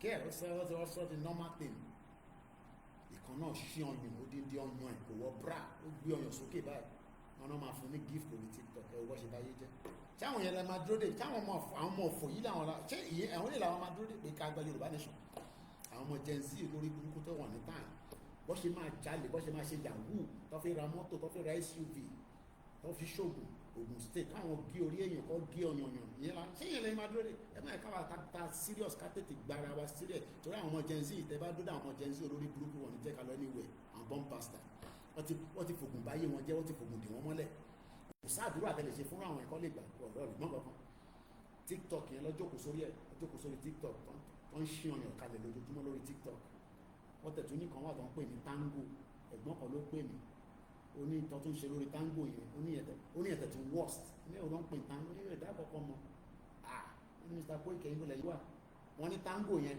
oríṣiríṣi òṣì ló ń ṣe níbẹ̀ tí àwọn yẹn làwọn máa jókòó tì ẹ máa ká wa ta serious ká súnmọ́ bàbá Akintoye àti Igboho ká gbára wa sílẹ̀ ká lè ẹjọ́ ẹlòmíì nínú wọn orientation lọ need wọ́n kàn need orientation àwọn tẹ́kọ́ dá léṣẹ́ sílẹ̀ káwọn jẹ́ big women káwọn employ àwọn èèyàn láti African country káwọn máa níbo lọ́tí fẹ́ lọ ṣiṣẹ́ àlọ́ ṣiṣẹ́ ní Arewa beauty and fashion show jókòó sórí TikTok táwọn Chinese tó fi ń gba aṣọ tó fi ń mí kòwó òun làwọn fi ń ṣòṣì ṣé gbogbo èèyàn ló máa di pẹ́là tó ń pawó lórí TikTok ṣé gbogbo ilẹ̀ fi di pẹ́là mò ń bọ̀ àwọn máa lè. Let's continue. Wọ́n ní the resolution ní 1948 ló ti kọ́kọ́ pull out resolution pé ẹ jẹ́ káwọn Kashmir yìí ẹ jẹ́ kó máa lọ ẹ fi wọ́n sílẹ̀ lọ́rùn allow the people of Kashmir to decide their future. Ẹ bá allow Yorùbá to decide their future wàhálà máa ṣẹlẹ̀ nílẹ̀ Yorùbá kò sí bá bá ńlá ẹni tó lè sọ́sẹ̀ tó àwọn ò ní fi òun yẹn sílẹ̀ bẹ́ẹ̀ bá jẹ́ ká decide future tá a sọ future wa ìpín ẹ̀ ní nísìnyí bí olóyè Ìgbòho ṣe sọ ẹ̀ ní nísìnyí torí a lè gbé pẹ̀lú Fúlàní tó ń pààyàn torí èmi fẹ́ kó lọ sí Ìjẹ̀bú Òde nísìnyí èmi ò lè lọ Ìjẹ̀bú Òde tí Fúlàní máa dé láàrin òru tí máa máa sáré kiri tí mo ti máa kọlọ́pàá máa náà ò lè polú mi mọ́tò I can't live in that kind of society. Tẹ́yìn tó bá jẹ́ kó tẹ́yìn lọ́rùn bẹ́ẹ̀ ni standard yìí ò táwa lọ́rùn I can come back home kí n gbà nínú ilé mi kí n máa gbọ́ kí ló ń ṣẹlẹ̀ mẹ́ẹ̀ kan ní Fúlàní ni àìpọ̀ ọlọ́pàá jàre ọlọ́pàá Fúlàní wà ń bẹ́ẹ̀ yẹn lọ́dẹ̀ yìnbọn pa wọn dànù kọ́kọ́ ogun kúrò bẹ́ẹ̀ kí wọ́n pọ̀ ọlọ́pàá sọ fún mi pé wọn ò lè gbónú mọ́tò àwọn ò lè gbénu society yẹn o a lè gbé ní UK for a very long time àti gbé níbẹ̀ for some time we want to come back home so ìkànnì méjèèjì ni so gbogbo àwa àtẹ̀yìntẹ̀ náà agree ẹ̀ máa láti align pẹ̀lú wa ni ìkànnì méjèèjì ni. So let's go for what one in 1948 stroke 1950-51 they will keep on put on resolution. This resolution reaffirmed reaffirmed the need for a publicity and emphasized that Kashmir future should be determined by its people. They can't determine future one. India no gba olórí burúkú because ó mọ̀ pé bí akáwọn yẹn bá ti decide future wọn àwọn náà máa ṣe kí ni wọ́n máa tayọ just like bó ṣe fẹ́ ká decide the future tiwa báyìí because our future là ń pariwo nísìn káwọn kan ní ká shut up wọ́n ní àti sọ̀rọ̀ jù mọ̀rọ̀ sọ bla gbogbo our future we are talking about our future ṣé wọn náà gbọ́ nísìn pé àwọn kan ti ń jà fún future wọn ò tí fún wọn ní future wọn so it is not going to be an easy task mo kí gbogbo apákọ́ ọlá Jímọ̀. Nígbà tó tún di 1957 resolution 122 gbogbo resolution yìí bó ṣe ń ṣe báyìí India no tẹ̀ sọ sí. In 1957 declare that any attempt by India to unilaterally determine Kashmir status was invalid and stressed the necessity of a free and fair plebiscite under United Nations supervision. Ó dàbí nísìn ká máa fa wàhálà lọ́ba yìí nísìn kí Nàìjíríà wá sọ fún wa pé àwọn làwọn máa make a decision bá ṣe máa ṣe referendum àwọn bá ṣe máa ṣe plebiscite irọ́ ni o it has to be conducted by the United Nations.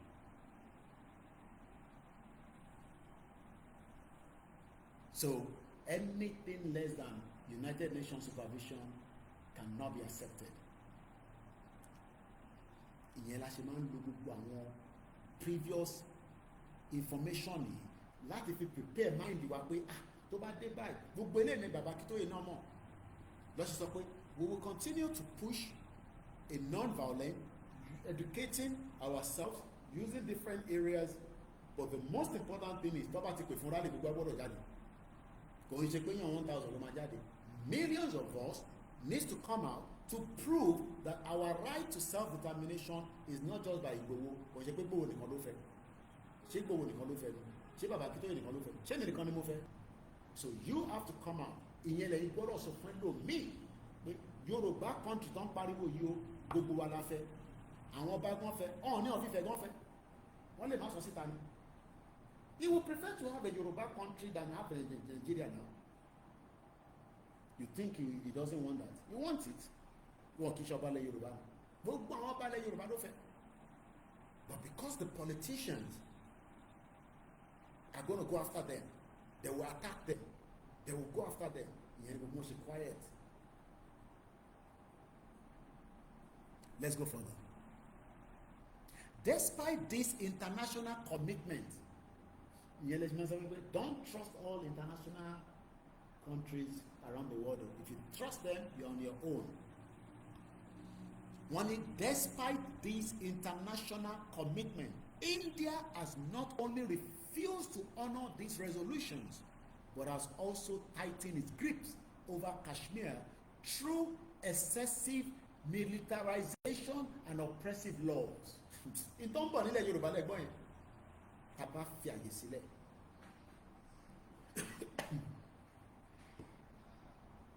Tàbá fi àyè sílẹ̀, ilẹ̀ Yorùbá will be excessive militarization and oppressive laws after Tinubu.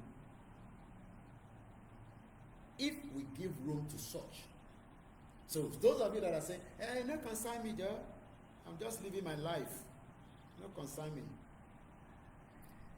You realize that it will concern you. 11:40, 7th of February 2025. You're listening to Koikimedia Live. Friday. Let me repeat that again. Warning, we're talking about Kashmir now. Despite international commitment, India has not only refused. Imagine now, let's rephrase it to Fulani. Imagine Tinubu bá ti lọ lọ, àìrètí gba country wa. Àwa ń jà ká fi gba Yorùbá nation. While a Fulani president is there, you know what they will be doing? They are not going to listen to international community. They're not going to accept any international laws. They're not going to accept any United Nations Security Council resolution, because there will be resolution and resolution just like it has been in this situation with Kashmir. But India no down alone. India refused to accept or admit this resolution to free the people of Kashmir. This is what is going to happen in Yoruba land. Taba lo supara. Taba ti supara. This is what you should expect. Because despite international commitment, India has not only refused to honor this resolution, not one resolution. I told you about the resolution. There was a resolution in 1948, resolution 47. That was in 1948. There was another resolution in 1948 as well, resolution 51. There was another resolution 80 in 1950. There was another resolution in resolution méjì ló wà ní 1948, méjì wà ní 1950, ẹyọkan wà ní 1951, ẹyọkan tún wà ní 1957. Yeah, despite all these resolutions, olórí burúkú India, they refused to accept, to allow the Kashmir people to have their own independent country. Ìyẹn làwọn wá fi ń ṣeré làwọn rò pé Yorùbá nation no going back, Yorùbá nation now on social media. Allow Fulani to get in there and talk about Yoruba nation. What anybody mọ́lé? What anybody mọ́ ilé? President lomi mama wa tí tọ́lọ́mà tó fi dìde. So while we are strength enough now, while a ti gbọ́ pé nǹkan tó ń bọ̀ ó máa le ju ti tẹ́lẹ̀ lọ, we better push out now. Because evidence has pointed out that ó ti ṣẹlẹ̀, ó dẹ̀ ṣì ṣẹlẹ̀. Because as we speak right now, the reason why we are talking about the Kashmir is because we Googled self-determination, Ogboro Kashmir jáde. If not,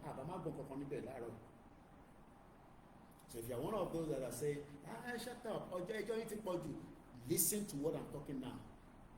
That Kashmir people have been suppressed, they have been killed, they have given too much excessive militarization and oppressive laws. Get on with oppressive laws. Right now, we have a government that if you talk, they lock you up.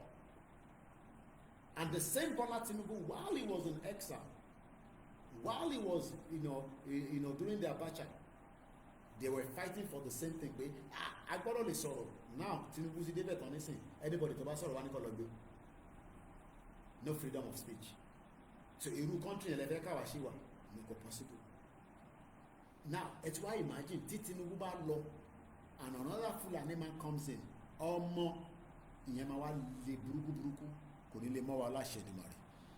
India deny an oppression in Kashmir. India has deployed nearly 1 million troops to control a population of 9 million.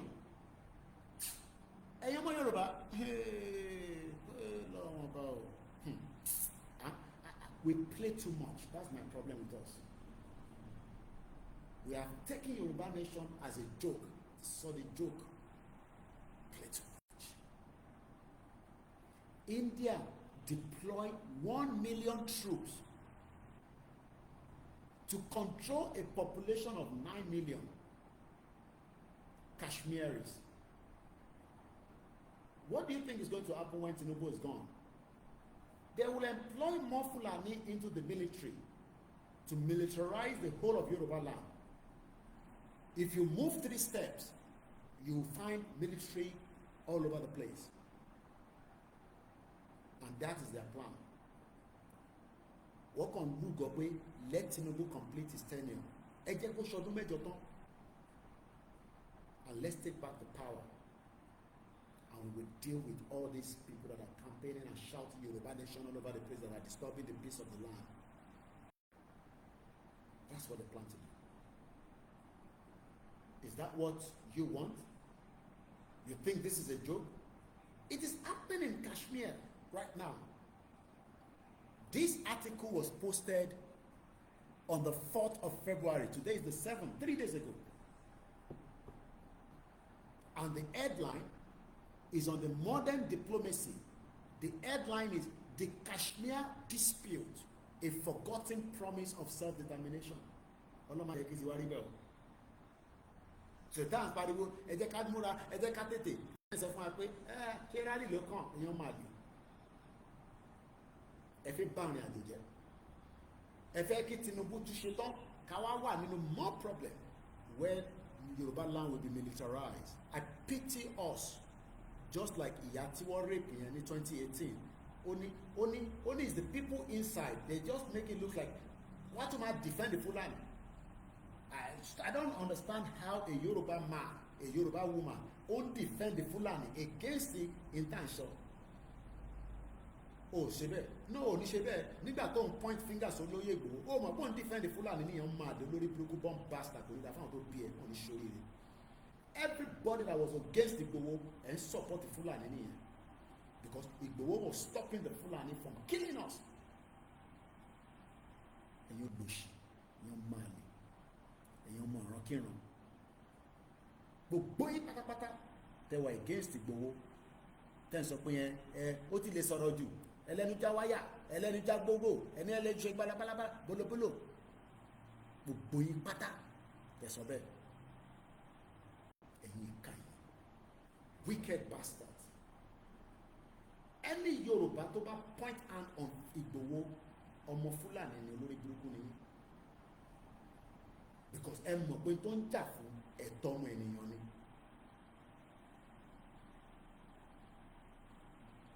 Òun lè fi gbọ́ nísìn 1 million military personnel ní India kó sáàárín àwọn Kashmir gbogbo tó bá bí yín dẹ̀ pariwo self-determination àfihàn pa gbogbo yín dànù.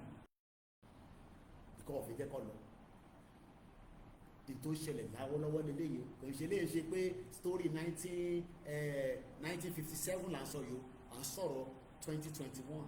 So wọ́n tó ń sọ pé kò lè ṣẹlẹ̀ jàre Koiki ẹlẹ́nu dùn lẹ́nu já wáyà kí n tó máa jẹ́ ló ń wá òkè mo ti gbọ́ bí àǹtí máa jẹ́ ni mò ń wá ní o ẹnu ẹni gbogbo àjọ wa torí òtítọ́ á máa korò má bínú àwọn tó ṣe òtítọ́ á máa ṣe kí ni á máa korò àwọn ò ní dákẹ́ ṣẹlẹ́nu tí ó ń já wáyà òun náà la máa fi gbara wálẹ̀ ẹnu mi òun la máa fi kọ́kọ́ gbara wa sílẹ̀ torí èmi ò ní ìbọn tá fẹ́ fi jà wẹ́pọ̀n kan tí mo ní òun náà ní microphone mi tí bá ti tàn báyìí nísìn a máa fẹnu yẹn já wáyà bọ̀ sórí ìwọ tí mo ń sọ fún tó ń sọ pé kò lè rí bẹ́ẹ̀ ṣáà make sure pé tí Tinubu máa fi ṣe tán má sí nínú Nàìjíríà torí Fúlàní àfojú àwọn máa bọ̀ wá dì pẹ̀lú any one of us kódà tó bá báṣọ Yorùbá nation lára ọkọ̀ wò pé ẹ̀wọ̀n náà máa lọ fi ẹ́ sí. That is exactly what India is doing right now to the people of Kashmir. Olórí burúkú India gbogbo àwọn tó wà ní Kashmir ó ti báyé wọn jẹ́ ìyẹn la ṣe sọ fẹ́ yìí wá pé ọ̀rọ̀ Yorùbá nation ó ó ti kọjá ìgẹ́kàsíbí láti ẹ̀ndẹ̀lẹ̀ àwọn tó ṣe tí kò mo kí gbogbo alẹ́kùn sí. So the question we should ask is, why is India doing what they are doing? Have you think about it? Kí ló dé tí India ṣe fẹ́ kí Kashmir kó lọ? It's because there is always something either on the land or the people are special people. Ṣáwọ̀ kì í ṣe special people. We are special human beings. Tí Elédùmarè dá ẹ wá wo inú ibi tá wà. And that is what we are fighting for. Why some people are against it. Ṣé bá ṣe wà ní Nàìjíríà ṣe tẹ́ wa lọ́rùn? Mo kí ẹ brother mi Abiodun George. Ṣé bá ṣe wà nínú Nàìjíríà ọ̀fọ̀ ìṣó tẹ́ wa lọ́rùn? Let me read that again. Mo fẹ́ sáré tán fóònù ìpadà ni. You're overheating to the weather. Wọ́n ní India has deployed nearly 1 million troops. Ọmọ ogun 1 million. Wọ́n deploy to control two. Ọmọ kan pè ní two. T-O. In tí wọ́n ń ṣe lọ́wọ́lọ́wọ́. Wọ́n deploy 1 million troops láti lọ control 9 million people of Kashmir. But tó bá bí ilẹ̀ pariwo self-determination. That is what the Fulani are going to do tó bá ti gbàjọba lọ́wọ́ Tinubu. Ṣàkẹ́ṣe ráyè pariwo Yorùbá nation nísìnyí wá Tinubu is there. Ẹ jẹ́ kó gbàjọba lọ́wọ́ Tinubu. Then we will understand that no be joke. Article tí mò ń ka ìkò ń ṣe story o. Reality tó ń ṣẹlẹ̀ ni o. Even tó bá tẹ̀jẹ̀ kúrò ilé ìlàbá dúró lé nìkan is more than enough. Even though mo fi lọ sọ́dọ̀ àwọn Sàráwì yẹn bí a mo lè mú yẹn sọ́wọ́ rọ̀lẹ́ ká stick sórí Kashmir. No, ṣá máa wá jókòó kí Fúlàní gbàjọba padà kọ́ wá máa wá control military kọ́ wá máa wá fi detain gbogbo ọmọ Yorùbá tó bá ń pariwo pé ó fẹ́ kúrò ní Nàìjíríà. Torí Fúlàní ò fẹ́ kúrò ní Nàìjíríà. Wọ́n ní ilẹ̀ bàbá Akintoye ni wọ́n nílẹ̀. So they are looking for a ground. Ìyẹn ni Buhari ṣe ń sọ̀rọ̀ rúgbá tó ń sọ̀rọ̀ dis tí Ọ̀ṣínbàjò dẹ̀ dákẹ́ tó lè sàn kankan. Níbo ló Ọ̀ṣínbàjò wà nísìn? Ṣẹ̀rí pé ó jẹ́ kójú máa ti gbogbo àwọn táwa pè léèyàn. Ọ̀ṣínbàjò tó wà educated ju Buhari lọ. Ẹ wo bọ́ no ẹ̀yin náà lọ review government Buhari yẹn. Ẹ wá rí pé ṣé Ọ̀ṣínbàjò worth pé kó ṣì wà nínú government nígbà tẹ́mi ní kó resign? He would have resigned and left the government. Ẹ wo bọ́ ṣe bá yé ẹ̀jẹ̀ nínú gọ́ọ̀mẹ̀ntì yẹn ó jẹ́ kó rí kankan ṣe. Ẹ wo bọ́ ṣe bá yé Ọ̀ṣínbàjò jẹ́ Ọ̀ṣínbàjò táwa value tó àwé dáadáa orí ẹ pé bí alájọṣọmọlú ó lecture ní Unilag ó wá jókòó pẹ̀lú ẹlẹ́mu olórí burúkú Fúlàní tó ń pè ní Buhari olóṣì. Ẹ wo bọ́ ṣe bá tiẹ̀ jẹ́.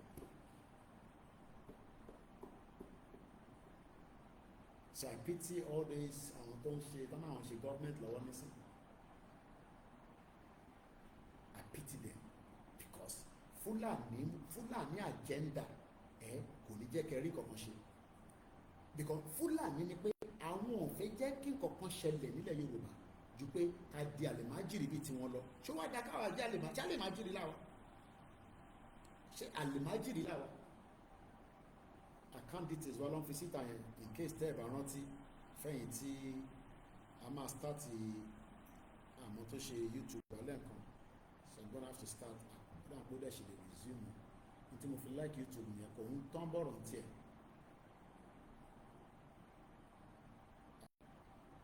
ọkọ̀ tó sọ pé òkè ó ti padà ẹ má bínú ẹ̀yin yan wa lórí backup channel. Wọ́n ní there is Tango and there is Bado app very corrupt. Wọ́n ní Tango yẹn èmi mọ̀ tán náà ń ṣe níbẹ̀ wọ́n ní app kan ni wọ́n ló bad gan báyìí fún ọmọ yẹn ọmọ Gen Z yẹn inú ibẹ̀ lọ́wọ́ tó ti ṣe oríṣiríṣi òṣìṣẹ́ ọmọ ìṣọwọ́. Ẹ má bínú ẹ̀ tẹ́ wà lórí backup channel mo ní láti reboot fóònù yẹn ni àtẹ̀dúpẹ́ pé kò tí ì lọ ìbí dẹ̀ ti ń pa nígbà yìí nísìn. Ẹ jẹ́ bá mi ṣe kọ́fì ẹ̀jọ̀ mo kí ẹ lẹ́ẹ̀kan sí sísítà mi Arẹwà, mo kí ẹ̀yin tẹ́ wà lórí ètò. Ẹ jẹ́ ká ka díẹ̀ sí nípa àwọn Kashmir yìí. Olórí burúkú ni oppressor fẹ́ jẹ́ kí ẹni wọ́n mọ̀ pa máa ṣoríire. Tábà gba Yorùbá country kò ń ṣe pé mo fi ń dẹnu àníbi àwa kan máa padà sílé àjókòó sí abroad mọ́. Kí láì ṣe abroad? Ẹ̀yin tẹ́ wà nínú gbogbo àjọ máa ṣe ni gbogbo wa, kò sẹ́nìkan tó máa ní láti mọ anybody, ní everybody will be equal in the eyes of the law. Bó ṣe láti rí nìyẹn. Ọmọ tó ń pè ní equal in the eyes of the law. Ní láti ṣe mọ Ìgbòho tó ṣe kankan. Ní láti mọ bàbá Akintoye, ní láti mọ Koiki. Òfin ni. Ìjọba dẹ̀ tọ́ sí wa gẹ́gẹ́ bí aráàlú lọ́ máa fún wa. Kò ń ṣe tí ó máa ní kọ́ lọ fún wọn ní owó níbẹ̀ yẹn tó máa pin mọ́ra wọn lọ́wọ́ tí kò ní kún ẹ̀. Tó ń pè ní country nìyẹn. Àwa tó bí sí UK concept à ń gbádùn. Àwa tó bí sí ní UK a ṣe ní voice wa ṣe ṣì ń lọ díẹ̀díẹ̀ náà torí òfin ni law ni. Tó bá ti follow òfin you are okay. In tó jẹ́ káwa fi gbé abroad nìyẹn torí pé even though we are strangers, àjòjì ni wá, bọ̀ wọ́n sì fún wa ní ọ̀wọ̀ wa, bọ̀ lórí ilẹ̀ tiwa àyà wa máa já. Every Nigerian tó wà labroad, ẹni mo parọ́ tó bá fẹ́ wá sílé wọ́n máa ń lọ sínú ọ̀nà dá àwẹ̀, wọ́n máa gbàwẹ̀. Ọlọ́run jọ o, bí ṣe ń lọ yọ Ọlọ́run jẹ́ ń padà dé o. Mo kí ẹ brother mi sùn bọ̀ ìbàjẹ́ fún láíláí. Ẹ jẹ́ ká padà sọ́dọ̀ àwọn Kashmir. India has deployed nearly 1 million troops to control a population of 9 million Kashmiris, making it one of the most ẹgbọ́bíbà. Ọlọ́run jẹ́ kí ti wá rí báyìí. Mo bẹ̀ wá, Ọlọ́run jẹ́ kí ti wá rí báyìí bá ń ṣàmì ẹ̀.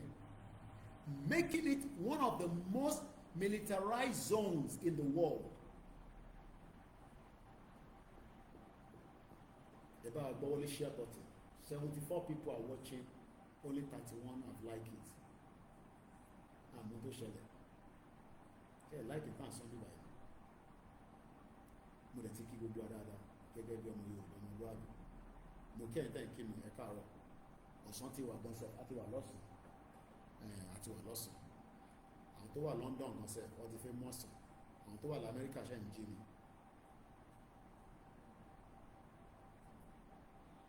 Ẹ̀gbọ́n tí mo sọ sí yìí. India, wọ́n ní Kashmir area yẹn, òun ni the most militarized in the whole of the world. That means pé sójà tó kó síbẹ̀, mo kí ẹ lẹ́ǹkan sí brother mi. Amadílẹ̀ lè lágbára Ọlọ́run, ẹ bá ń kí mọ́ sí. Ẹ̀rẹ̀ bá ń kí àwọn ọmọ náà àtẹ̀gbọ́n. Wọ́n ní wọ́n gbé military sínú ìlú kan láti fi suppress wọn mọ́lẹ̀ kọ́ má bàa pariwo báwọn fẹ́ gba independent wọn mọ́ àwọn Kashmir ìyẹn India. Ìyá dẹ̀ máa rá àwọn India yẹn ìyá á rò pé yàn gidi ni wọ́n. Ẹni tó bá gbọ́ story báyìí rí ní sáà kó kì í ṣe pé nǹkan báyìí ń ṣẹlẹ̀ lágbàáyé. Ó ń pọ̀ nílẹ̀ Yorùbá òní àgbáyé. Àdúrà tá à ń gbà ni pé kó má ṣẹlẹ̀ nílẹ̀ Yorùbá. Ìyẹn mo ṣe sọ lẹ́ẹ̀kan pé máa mú un gbọ́ tí Jídé Òtítọ́ tó náà lọ sí Kaduna, Gilimbari, àwọn farmers they are making money. Ṣé wọ́n ní káwọn tiwa máa make money ni nígbà tó bá ń da màálù sínú oko tiwa báwo làwọn ṣe fẹ́ make money? Ṣẹ̀rí kórí òpè. Mo kàn wo fídíò yẹn tó ń ṣe analysis, mo kàn wò pé ṣorí pé ká ni bàbá yìí Jídé Òtítọ́ yìí. Tó bá ń ṣe ìkànnì lọ sí Òkè Ògùn kó lọ bèrè pé kí ló dé táwọn èèyàn lè dáko ní Òkè Ògùn tó bá ń ṣe pé Fúlàní tó ń kó Timothy, thank you Jesus, ó wà lórí YouTube báyìí nísìnyí. Kò ń ṣe pọ́n sọ fẹ́mi èmi bá wọn dá sọ̀rọ̀ yẹn pẹ̀lú DSS. Mo bá DSS sọ̀rọ̀ ní last year pé kí ló ń ṣẹlẹ̀ màálù wọnú oko èèyàn wọ́n jọ oko evidence wà wọ́n fi 20,000 naira wọ́n fi ń lọ́hùn. Ṣé 20,000 naira lọ́ fi dáko yẹn oko tó fi over 1 million naira tó fi dá kan síbẹ̀ wọ́n wá fún wọn ní 20,000 pé kọ́ má bínú pé màálù jẹ oko. DSS ò ṣe kankan, ọlọ́pàá ò ṣe kankan. Mo dá sí ọ̀rọ̀ yẹn ní last year. So when people like Jídé Òtítọ́ come out and tell you, oh, the northerners are doing very well in farming, ṣé àwọn tọ̀dọ̀ tiwa wọ́n ní kọ́ máa ṣe the same thing ni? Wọ́n fi ṣe wọ̀ jẹ́ kọ́ ṣe ni, wọ́n ń dáko màálù ń jẹ́ ni. Èyí tó bá dẹ̀ pariwo wá ṣaládà. Ẹ ṣe gan-an ẹ̀gbọ́n mi. Ara ta ṣe sọ pé a lè parọ́ máa continue báyìí àfi tá a bá ń parọ́ fún wa. Ẹ sọ fún Tinubu divide Nigeria, kò mú ìjà dání, divide this country kó kálukú máa lọ. Málà tó bá fẹ́ bá wa gbé, Ìgbò tó bá fẹ́ bá wa gbé, kó gba permit, báwa náà ṣe lọ gba permit níta. Àwọn ìlú kan wà ní sí wọn fún yàn ní resident permit wọn, àwọn kan wà wọn fún yàn ní papers. Saudi Arabia ò ní ẹ̀bà fún ẹ ní ìwé ìlú wọn, kò sí bó ṣe lè kírun tó kí dúdú yọ lórí ẹ̀ báyìí, wọn ò ní fún ẹ ní ìwé ìlú wọn. Alájà wa kan wà níbẹ̀ nísìn, wàhálà tó ń fi ìyá yẹn ṣe kò ṣe, ìyá yẹn fẹ́ padà wálé nísìn, wọn ní kọ́ dìpọ̀ àwọn ọ̀dìpọ̀tẹ̀ ìyẹn tó ń kọ́. Alájà yẹn ó wà ní Saudi báyìí ṣe máa ń sọ̀rọ̀ báyìí láti over a year plus nísìn ló ti ní kọ́ dìpọ̀tò, wọ́n ní kọ́ dìpọ̀tò, òun fẹ́ kúrò ní òun fẹ́ gbé bíbá inú kọ́ dìpọ̀tò, òun pọ̀ dìpọ̀tẹ̀ kò dẹ̀ gbádùn, kò wá òkè. Òfin báwọn tó ń lọ sí Mẹ́kà ó yàtọ̀ sáwọn tó ń gbé nínú ilé.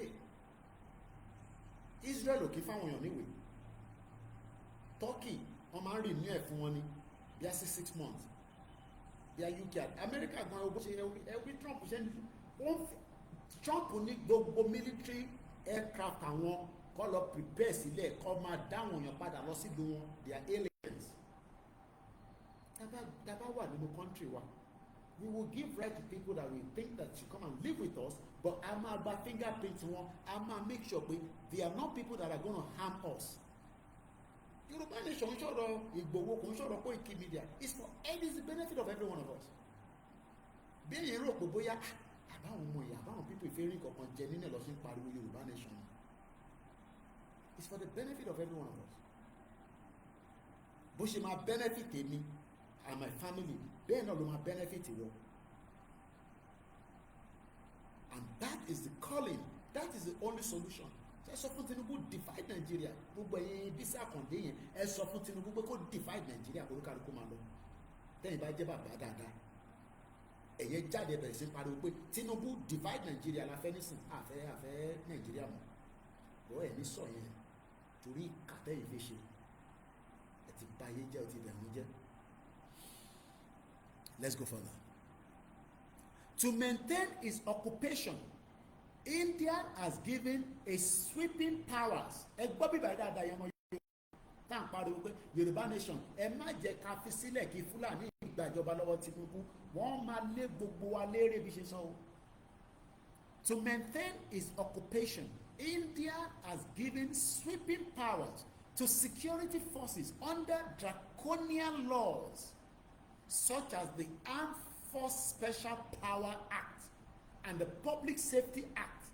These laws allow Indian forces to kill, injure, detain, arrest any Kashmir without any reason or accountability. Do you know that this is what the Fulanis are going to do? Taba gba oyè lọ́wọ́ Tinubu. Ṣé rí ìwọ tó wò mí? Tó ń sọ pé kò kún ẹ. Ìwọ náà máa wà ní problem yẹn. Èmi àti ẹ ajọ́ máa wà ní problem yẹn. Torí ẹ̀ ń wò wá nísìn bí ẹran rí rẹ̀ sí. À ń pariwo Yorùbá nation. Wàhálà àwọn ọmọ yẹn ti pọ̀jù. Kí ló dé gan-an? Kí ló dé fi Nàìjíríà sílẹ̀ wèrè ọ̀dẹ̀? And this is happening in the world. UN ò rí kankan ṣe sí, America ò rí kankan ṣe sí, Britain ò rí kankan ṣe sí. Wọ́n fi India sílẹ̀ kó máa oppress, kó pa àwọn ará Kashmir látara pé wọ́n náà wọ́n fẹ́ gba independent wọn láti 1947. Ìwọ wá ń sọ pé Yorùbá nation ti pẹ́. Kí ni káwọn ará Kashmir wá ṣe? No, ìwọ ó bẹ́tà jù àwọn lọ. Èèyàn tó náà ń dá láwọn náà, olórí burúkú àwọn tọ́jọ́ sọ papọ̀ ni kò jẹ́ kó lọ ní.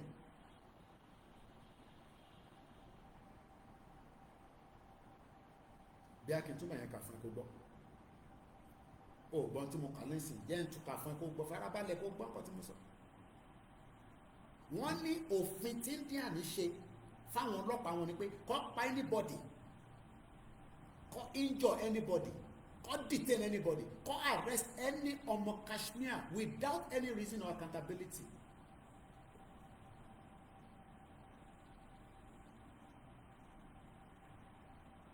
Ayé yẹn kọ́ ni Saliu tó ń jẹ ní gọ̀gàn kó tó di pa lọ stop ẹ̀. Ṣé mo parọ́? Ìgbé mi dé gọ̀gàn pẹ̀lú olóyè Ìgbòho. Kò ń ṣe ayé yẹn ni Saliu ń jẹ ní gọ̀gàn.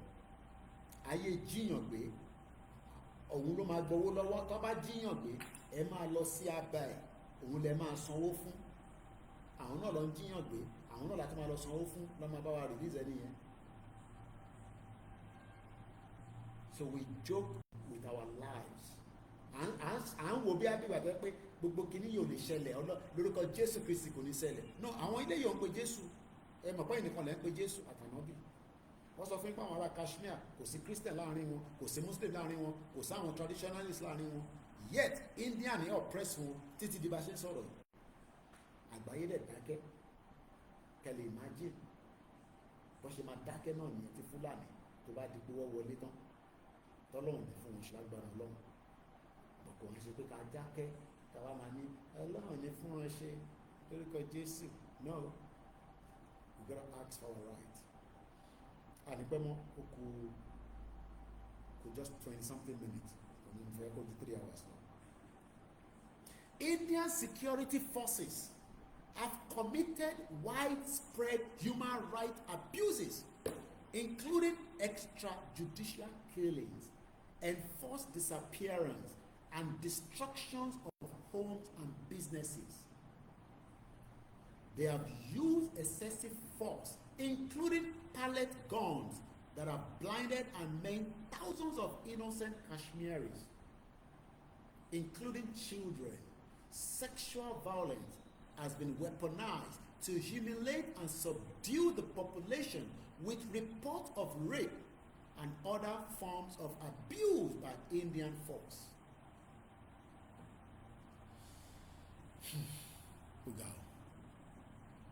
Demographic engineering, a systematic plan in a blatant violation of international law. India has initiated demographic changes in Kashmir to alter its Muslim majority character. The revocation of Article 370 in 2019 removed the region's special status, allowing non-Kashmiris to settle in the area. Is that not what is happening in Yoruba land? Non-indigenous people won't settle down. What are they? We can see them. Igbo àwọn yẹn ti ba ti balẹ̀ mọ́ wa lọ́tọ̀. Àwọn Fulani tí wá dé, àwọn náà tí wá ní àwọn ò ní ilẹ̀ o, àmọ́ àwọn ní right lórí ilẹ̀ wa. Ṣé ọ̀dẹ̀ ni wá ni? À ń ṣọ̀dẹ̀ náà. Ìlàjì sọ fún yìí bàbá yìí, ẹ má jẹ́ kí ọ̀rọ̀ kìíní ẹ bá wa look into it, this problem. Àwọn ò ní agbára, ní weapon, ní kankan tá a fẹ́ lò. Ẹ bá wa look into it, ẹ support bàbá Akintoye ká gba Yorùbá country ká lè defend ilẹ̀ yìí dáadáa. Ẹ̀gbọ́n tó sọ, India ni ló ń kọ́ àwọn ẹlòmíì wá sórí ilẹ̀ onílẹ̀. Àwọn yẹn wá ń di majority mọ́ àwọn tó jẹ́ minority. Is that not the same thing tó ń ṣẹlẹ̀ lọ́dọ̀ tiwa? What is the population of the Fulanis? How did they become so powerful within Nigeria is because they were given the privilege by British. And this is what we are all joking with. And the program by Jericho makes sense in your head. Okay. But history will remember every one of us. History máa rántí gbogbo wa pé àwọn ọmọ kan dẹ̀ pariwo ṣá o. Nígbà tí wọ́n àmì bí Ọlọ́run fi kankan wọ̀n ní bọ̀ wọ́n pariwo lójoojúmọ́. Àwọn ọmọ yẹn pariwo.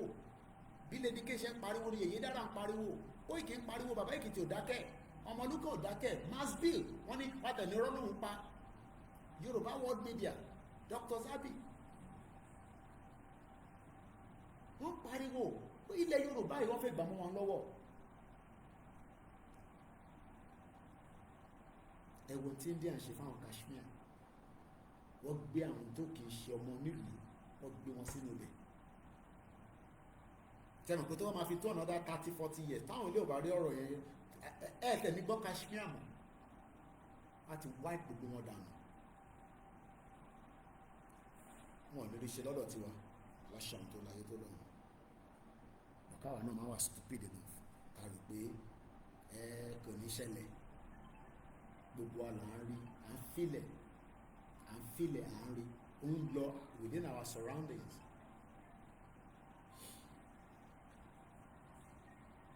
These moves aims to change the region demographic in favor of a Hindu majority population,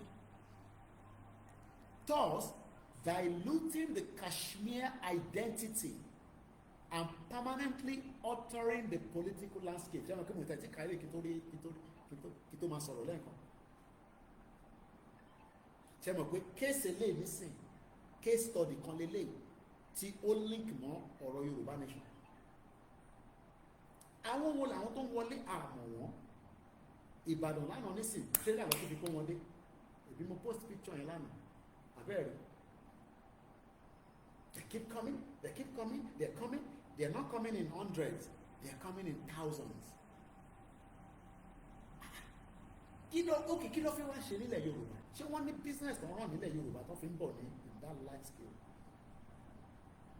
Ẹ fi wọ́n sílẹ̀, nǹkan tó máa ṣẹlẹ̀. Nǹkan máa ṣẹlẹ̀, mẹ́wàá máa ṣẹlẹ̀. Ó ti ṣẹlẹ̀ rí, òun náà là ń kà yìí, òun ni mò ń kà yìí. Ẹ jẹ́ send that kún yẹn síta kẹ́lẹ̀ rí. Ó ní mò ń kà lọ́wọ́lọ́wọ́ yìí. Ẹ rò pé mò ń mẹ́kẹ̀lé ọkùnrin, mò ń kà níbì kan ni. Òun làwa fi ń ṣe, àwa fi ń ṣe lẹ́lẹ́yà. Àná máa gbalẹ̀ mọ́ wa lọ́wọ́, ẹlòmíì àtẹ máa sọ pé báyìí lọ ṣe máa gbalẹ̀ mọ́ yín lọ́wọ́. Báyìí lọ ṣe máa gbalẹ̀ mọ́ wa lọ́wọ́. Ọlọ́run ní jẹ́ kó gbalẹ̀ mọ́ wa lọ́wọ́. Òkè ẹ jẹ́ kí Fulani gọ́ọ̀mẹ̀ntì débẹ̀ kó máa sọ pé Ọlọ́run ní jẹ́ kó gbalẹ̀ mọ́ yín lọ́wọ́. Ṣé Buhari ò ṣe bọ́dà? Ṣé líǹkì yẹn ni mo ṣí sí ẹ tó bá fẹ́ lọ kátìkù yẹn, líǹkì yẹn ni mo post yẹn. Ṣé Buhari ò ṣe bọ́dà?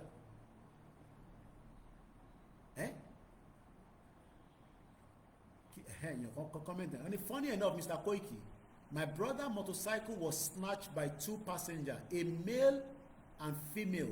He carried on Tuesday this week. On getting to police station, wonder happened because police people know the snatcher and assure him that one his bike is still within the territory. He will surely get his bike. Ṣẹ́gbọ́, ìyẹn kan ló ń send message lórí comment section. Wọ́n ní wíìkì tá a mú yìí, wọ́n snatch motorcycle ẹ̀gbọ́n ẹ̀, ọkùnrin àtọ́bìnrin, ó wá lọ report ní police station. Police station ọlọ́pàá wa ní kó má worry pé as long as tó bá ṣì wà within the territory, á rí ìgbà padà. Ẹ má bínú ẹ̀ tẹ́ wà lórí Facebook, màá rán wọn pé kó bá mi lọ ra mic. Àmọ́ tó ṣe mic yẹn rárá, volume yẹn wọ́n ní kò dá rárá. Màá lọ ra mic, àní kó bá mi lọ ra mic. Mo kúkú mú mic wá, and this is a very good one, but there are problem ti wà láàrin méjì ẹ̀. Ẹ má bínú, àá adjust ẹ̀ ká tó ṣe the next program. Bí bá dẹ̀ pé fóònù làwọn máa lò, màá adjust ẹ̀ ṣá. We play too much. Ó dà pé àwa Yorùbá á ti wà too comfortable. So àwọn nǹkan mìta bá ń sọ báyìí ṣeré lómi máa ń wọ pé àbí wọ́n exaggerate ẹ̀. Ṣé o mọ̀ pé àwọn ará Kashmir ní sí wọn ò gbádùn báyìí? Wọn ò lè gbádùn nígbà tí ẹ pé ìlú wọn àwọn Indian ti kọ́ àwọn ẹlòmíì wọ́n ti ń jẹ gàba lé wọn lórí.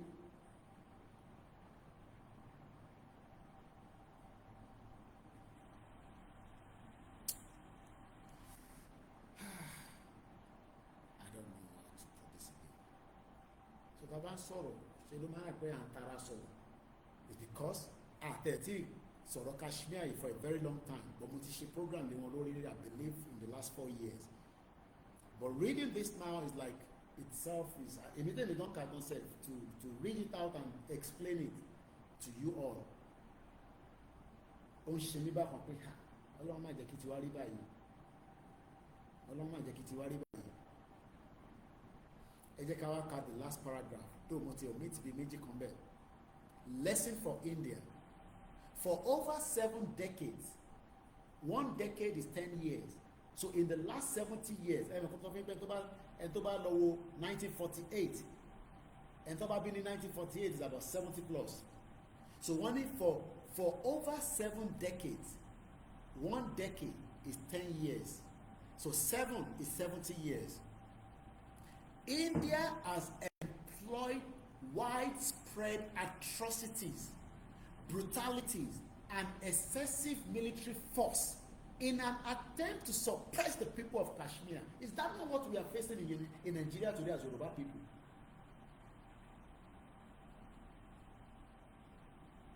Ṣé èmi parọ́ mọ́ Nàìjíríà ni àbí mo make it up?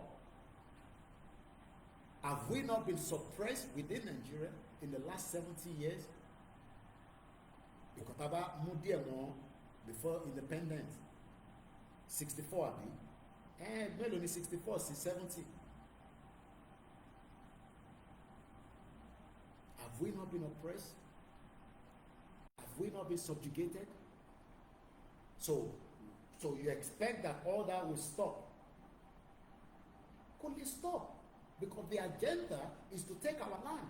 Àwọn onílẹ̀, Fulani onílẹ̀. So the agenda is to take our land and then convert it to their land and take every one of us out and chop us out.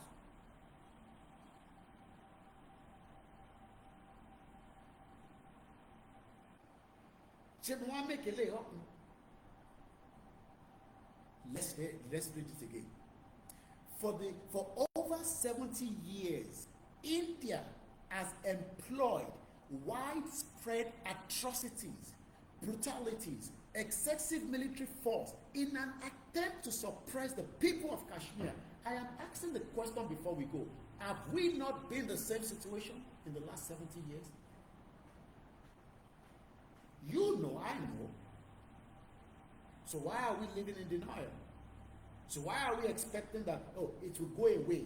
It will go away in Jesus' name because Baba Adeboye is praying for it. Kí ni kan Baba Adeboye pẹ̀lú life tiwa? Kí ni kan ìyá àdúrà pẹ̀lú life tiwa? Kí ni kan Paul Adefarasin? Kí ni kan Pastor Jerry pẹ̀lú life tiwa? Prophet Adebanji wá sọ̀rọ̀ pé ilẹ̀ Yorùbá gbọ́dọ̀ dá dúró. Ẹ wá wà ìdésí náà bàbá bẹ́ẹ̀. We are in the same situation. Because gbogbo ẹ̀tẹ̀ wà nílé nísìnyí tí ẹ wà handicap tí ẹ kàn jí tẹ kàn wọ́n gba Koiki kí ló ń ṣẹlẹ̀ àárín kankan ṣe. Situation ẹ lẹ́wà. That's the agenda of the Fulanis. Ẹni oko mú mímì tó ń pè ní fáàmù ni. Kò sílẹ̀ ní London. England tẹ̀mí gbé kò sí ilẹ̀ wọn ní ilẹ̀ níbẹ̀. Ilẹ̀ òtútù ni. Àwa ní ilẹ̀. We cannot build that land. A lè gbin kòkó, a lè gbin obì, a lè gbin ẹ̀fọ́, a lè gbin ewédú, a lè gbin this, a lè ṣe this, a lè ṣe that lórí ilẹ̀ wa. Ṣé a máa lọ yá ilẹ̀ ní Togo ni àbá máa lọ yá ilẹ̀ ní Benin Republic nígbà táwa ní ilẹ̀? Do you know how Ọ̀yọ́ is, how big Ọ̀yọ́ is? Ṣé wọ́n sọ ṣe ti gbọ́ history Ọ̀yọ́ rí bó ṣe tóbi tó?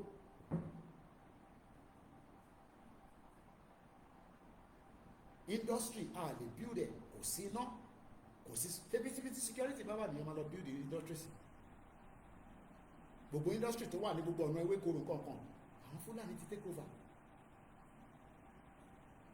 Wọ́n wá oppress àwa tá pera wa ní ọmọ nílẹ̀, wọ́n oppress wa lórí ilẹ̀ wa. Tẹ́ bá lọ sí gbogbo Èkó àwọn Ìgbò àwọn yẹn ti gbà àwọn ìgbàlẹ̀ lórí pẹ́tẹ́ gba anywhere dànù. Bá di Christmas wá lọ lú wọn á tilẹ̀kùn lú wọn pa wá lẹ́kọ̀ọ́ wá tún máa bú wa lẹ́kọ̀ọ́. Wọn náà wà mọ àwa kìíní kan ìyẹn mẹ́rí àbúrò àlọ́ ṣe máa ń pè wá wá abuse wa lórí ilẹ̀ wa.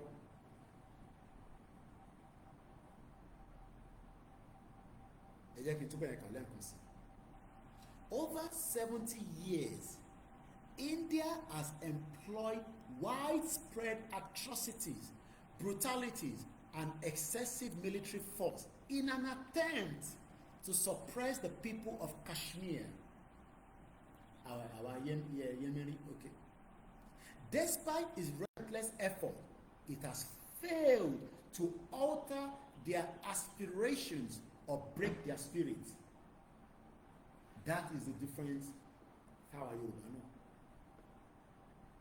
Ẹ má jẹ́ kẹ́ni kankan sọ fún mi pé àwọn tuntun fẹ́ jáde o wọ́n fẹ́ dá wà lálẹ́ o wọ́n fẹ́ break spirit yìí ni. And we must keep that spirit going. The resilience of the Kashmir people remains unshaken.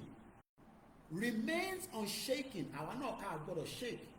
tẹ bá ti lẹ́nìkan tẹ bá ti ń bá sọ̀rọ̀ tó ti ń dẹ́rù bà yín ẹja kúrò lórí fóònù kẹ́kẹ́ gbá wọn sẹ́gbẹ̀ẹ́ tó ẹlòmíì nísìn ẹ̀rù ló fẹ́ pa kíkú tó dé hey oh yeyeyeyeyeye oh no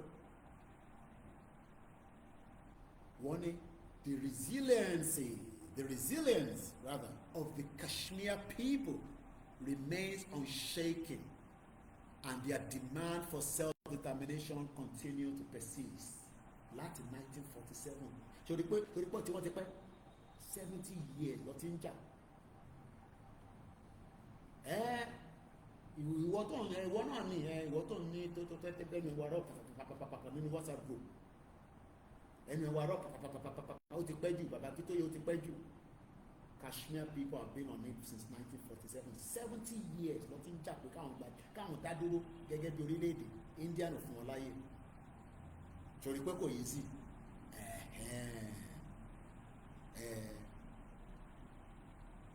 kò yí sí so a máa ṣe ìbà fún bàbá Akintoye tó ń tò kò ń ṣe pé bàbá yẹn náà mọ̀ pé tó bá dìjà kò fẹ́ kó dìjà bó ṣe rọra ń tò báyìí ẹlòmíà ní àìsí ìbá gbogbo yàn sọ̀rọ̀ yes ọ̀rọ̀ náà la ṣe 3 hours ní sí ti fẹ́ pé ọ̀rọ̀ náà là ń sọ láfẹ́ nǹkan àdẹ̀ ti ṣe 3 hours lọ bìkọ́ mo ti ṣe díẹ̀ lórí software tó tó di pàwọn èèyàn complain pé kò gbọ́ àwọn ọ̀gbọ́n mi dáadáa kí n tó tán mobile phone so just to finish it up interfere mú kúrò nínú broadcast èmi tó jẹ́ the bulk of it òun ni pé a gbọ́dọ̀ wà shaking and our demand for self-determination must continue to persist. ìyẹn lọ bẹ́ẹ̀ it is imperative for Indian policy makers tó bá ń dúró de àwọn olórí mẹ́rẹ́ grant that to your representative àwọn olórí burúkú làwọn èèyàn wọn ní kankan tó fi fún wa àti house of rep bọ́ ṣe máa lé ọba sá lọ tó máa gbé lòmí wá tó máa jẹ gbogbo ọmọ kan ọba sá gbogbo wọn lè ní gbogbo wọn ọba sá lọ forí ẹ̀ fàgbọ́n tiẹ̀ ìyẹn Lagos state speaker wọ́n ti forí òun fàgbọ́n ìkọ́nà ní gbogbo wọn ọjọ́ ń jẹ́ ọjọ́ mọ́ ni o èyí tó ń sọ pé corrupt ó ṣe kò corrupt gbogbo ọjọ́ máa pẹ́ ní o wà ló fẹ́ máa fúlù. It is imperative for Indian policy makers to adopt a rational and pragmatic approach, moving away from oppressive tactics that have only deepened resentment and prolonged the conflict. A just and lasting resolution can only be achieved through acknowledging the Kashmir's people right to self-determination. The sooner India realize these and facilitate a peaceful resolution. Ẹ mọ̀ kí n máa sọ ẹ má jẹ́ kí kíní kó dìjà ẹ jẹ́ ká ṣe ní peaceful tó bá ti dìjà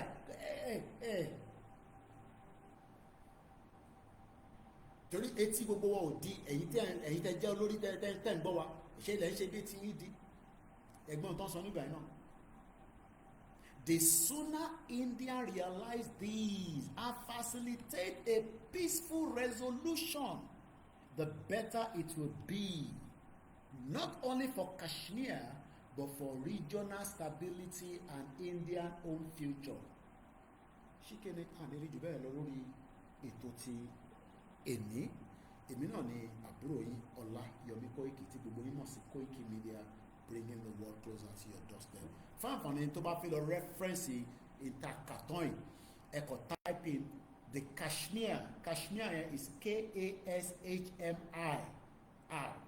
The Kashmir dispute, a forgotten promise of self-determination.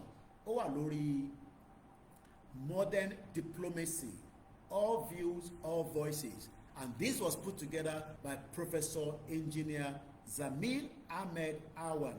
Wọ́n ṣe jáde ní February 4, 2025. Kò ń ṣe story o, ìtàwọn Kashmir go through nìyẹn. Ilẹ̀ Yorùbá ò ní go through eléyìí o tí a bá tètè fọwọ́sowọ́pọ̀ pẹ̀lú bàbá Akintoye àti olóyè Ìgbòho àti gbogbo ọmọ Yorùbá àti OPC ní àtàgbẹ́kọ̀yà ní àtàgbẹ́kọ̀rin ní àti gbogbo ìyálọ́jà ní kí gbogbo wa ká fọwọ́sowọ́pọ̀ tó bá ti lu aago pé gbágá ká jáde báyìí ká bọ́ sójú títì ká béèrè fẹ́ tọ̀wá ẹni tó bá máa pa nù wa kò ní pa gbogbo wa tán kò possible kò possible Yorùbá nation no going back.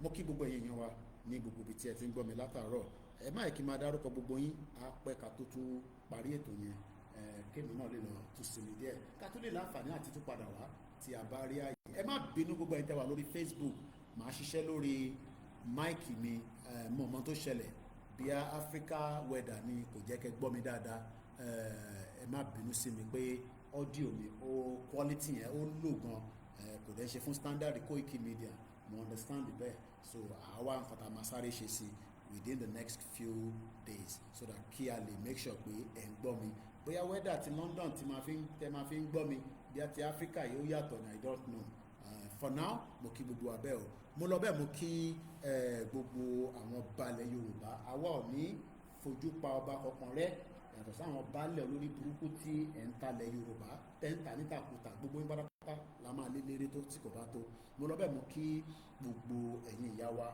torí pé without you ilé ayé yóò lè dùn obìnrin ni ó ní ayé àjùbà yín mo kí gbogbo ẹ̀yin èèyàn wa tẹ́ ń gbọ́ wa gbogbo ẹ̀yin tí ẹ sọ pé Koiki máa báṣẹ́ lọ à ń tiẹ̀ lẹ́yìn kò ń ṣe tẹnu lásán mo dúpẹ́ lọ́wọ́ yín mo kí ìyá tó bí mi náà mo kí àwọn ọmọ mi náà ní Europe níbi tó ṣì wà mo kí àwọn ìyàwó mi náà mo kí gbogbo àwọn mọ̀lẹ́bí Koiki pátápátá mo kí gbogbo àwọn fámìlì tẹ̀yìn náà máa sọ pé Yorùbá secure máa dira máa dẹ̀ máa wọ ẹ̀yìn lẹ́ẹ̀kọ̀ọ̀kan tẹ̀ bá ń sọ pé Koiki ṣọ́ra ìwọ kan ṣọ́ra ní Nàìjíríà ò séèfù kò síbi tó séèfù ó yẹ nísìn èrè tó bá yẹ kó rìn lọ́sàn-án kó rìn lọ́sàn-án èrè tó bá yẹ kó rìn lálẹ́ kó tún jọ wò pé ṣé ó ṣe rìn lálẹ́ torí pé as it stands right now mẹ́wàá ń ṣẹlẹ̀ àwọn obìnrin mẹ́fà tó kidnap ní Lagos ní last year àgbọ̀n kankan mọ́ àwọn yẹn ti lọ nìyẹn kọ́nà kó ṣàánú gbogbo wa nínú ìnáwó ẹbí pọ̀ náà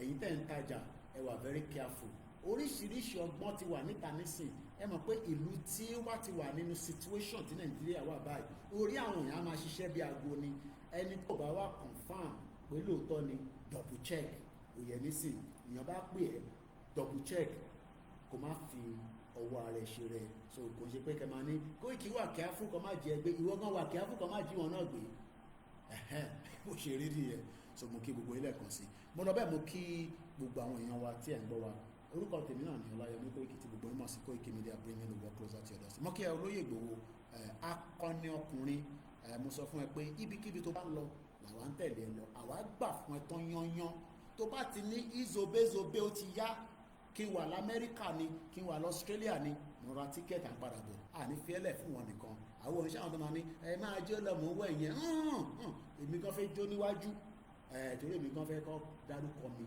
for a very long time ó mọ Koiki ọgbọ́n ẹ̀ sán lórí gidi ni kò ń gbọ́ kò ń gbà ní àwọn tá à ń dárúkọ náà bá ó lọ́wọ́ àwọn náà tó bá ṣiṣẹ́ dé nígbà ni máa dárúkọ wọn ìwọ náà ṣiṣẹ́ tó o bá tẹ̀ lówó nínú group ìwọ náà máa ṣiṣẹ́ takuntakun má takò àwọn leaders wa tó bá takò wọn ara ẹ ló ń takò ẹ lè ṣe tí bàbá Akintoye ṣe ẹ lè ṣe tí gbogbo ṣe so á gbà fún wọn yányán àwọn ló máa give order ìgbà tá a máa jáde kò ṣe Koikimedia ó yẹ nísìn tó bá ti sọ pé tẹ́ ká bọ́ síta ká demand fún right wa lọ handkerchief lọ ṣe fìlà àlọ́ ta fẹ́fẹ́ anybody nítorí kálukú bá lè ṣe ẹ lọ prepare sílẹ̀ ìbọn tó ṣe pàtàkì ni pé ká má relent pé a fẹ́ gba Yorùbá country kò sí tó kàn wá pẹ̀lú politics kí Tinubu máa bá politics ẹ̀ lọ òun ló ń bá lọ táwọn nílò nǹkan yẹn nísìn òun àtàwọn Fúlàní wọ́n dẹ̀ ti múra sílẹ̀ fún 2027 àwa ní káwa náà tètè ṣe kíni ká tètè múra sílẹ̀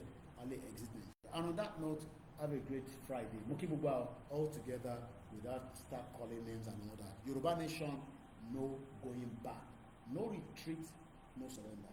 Have a blessed Friday. Bye for now.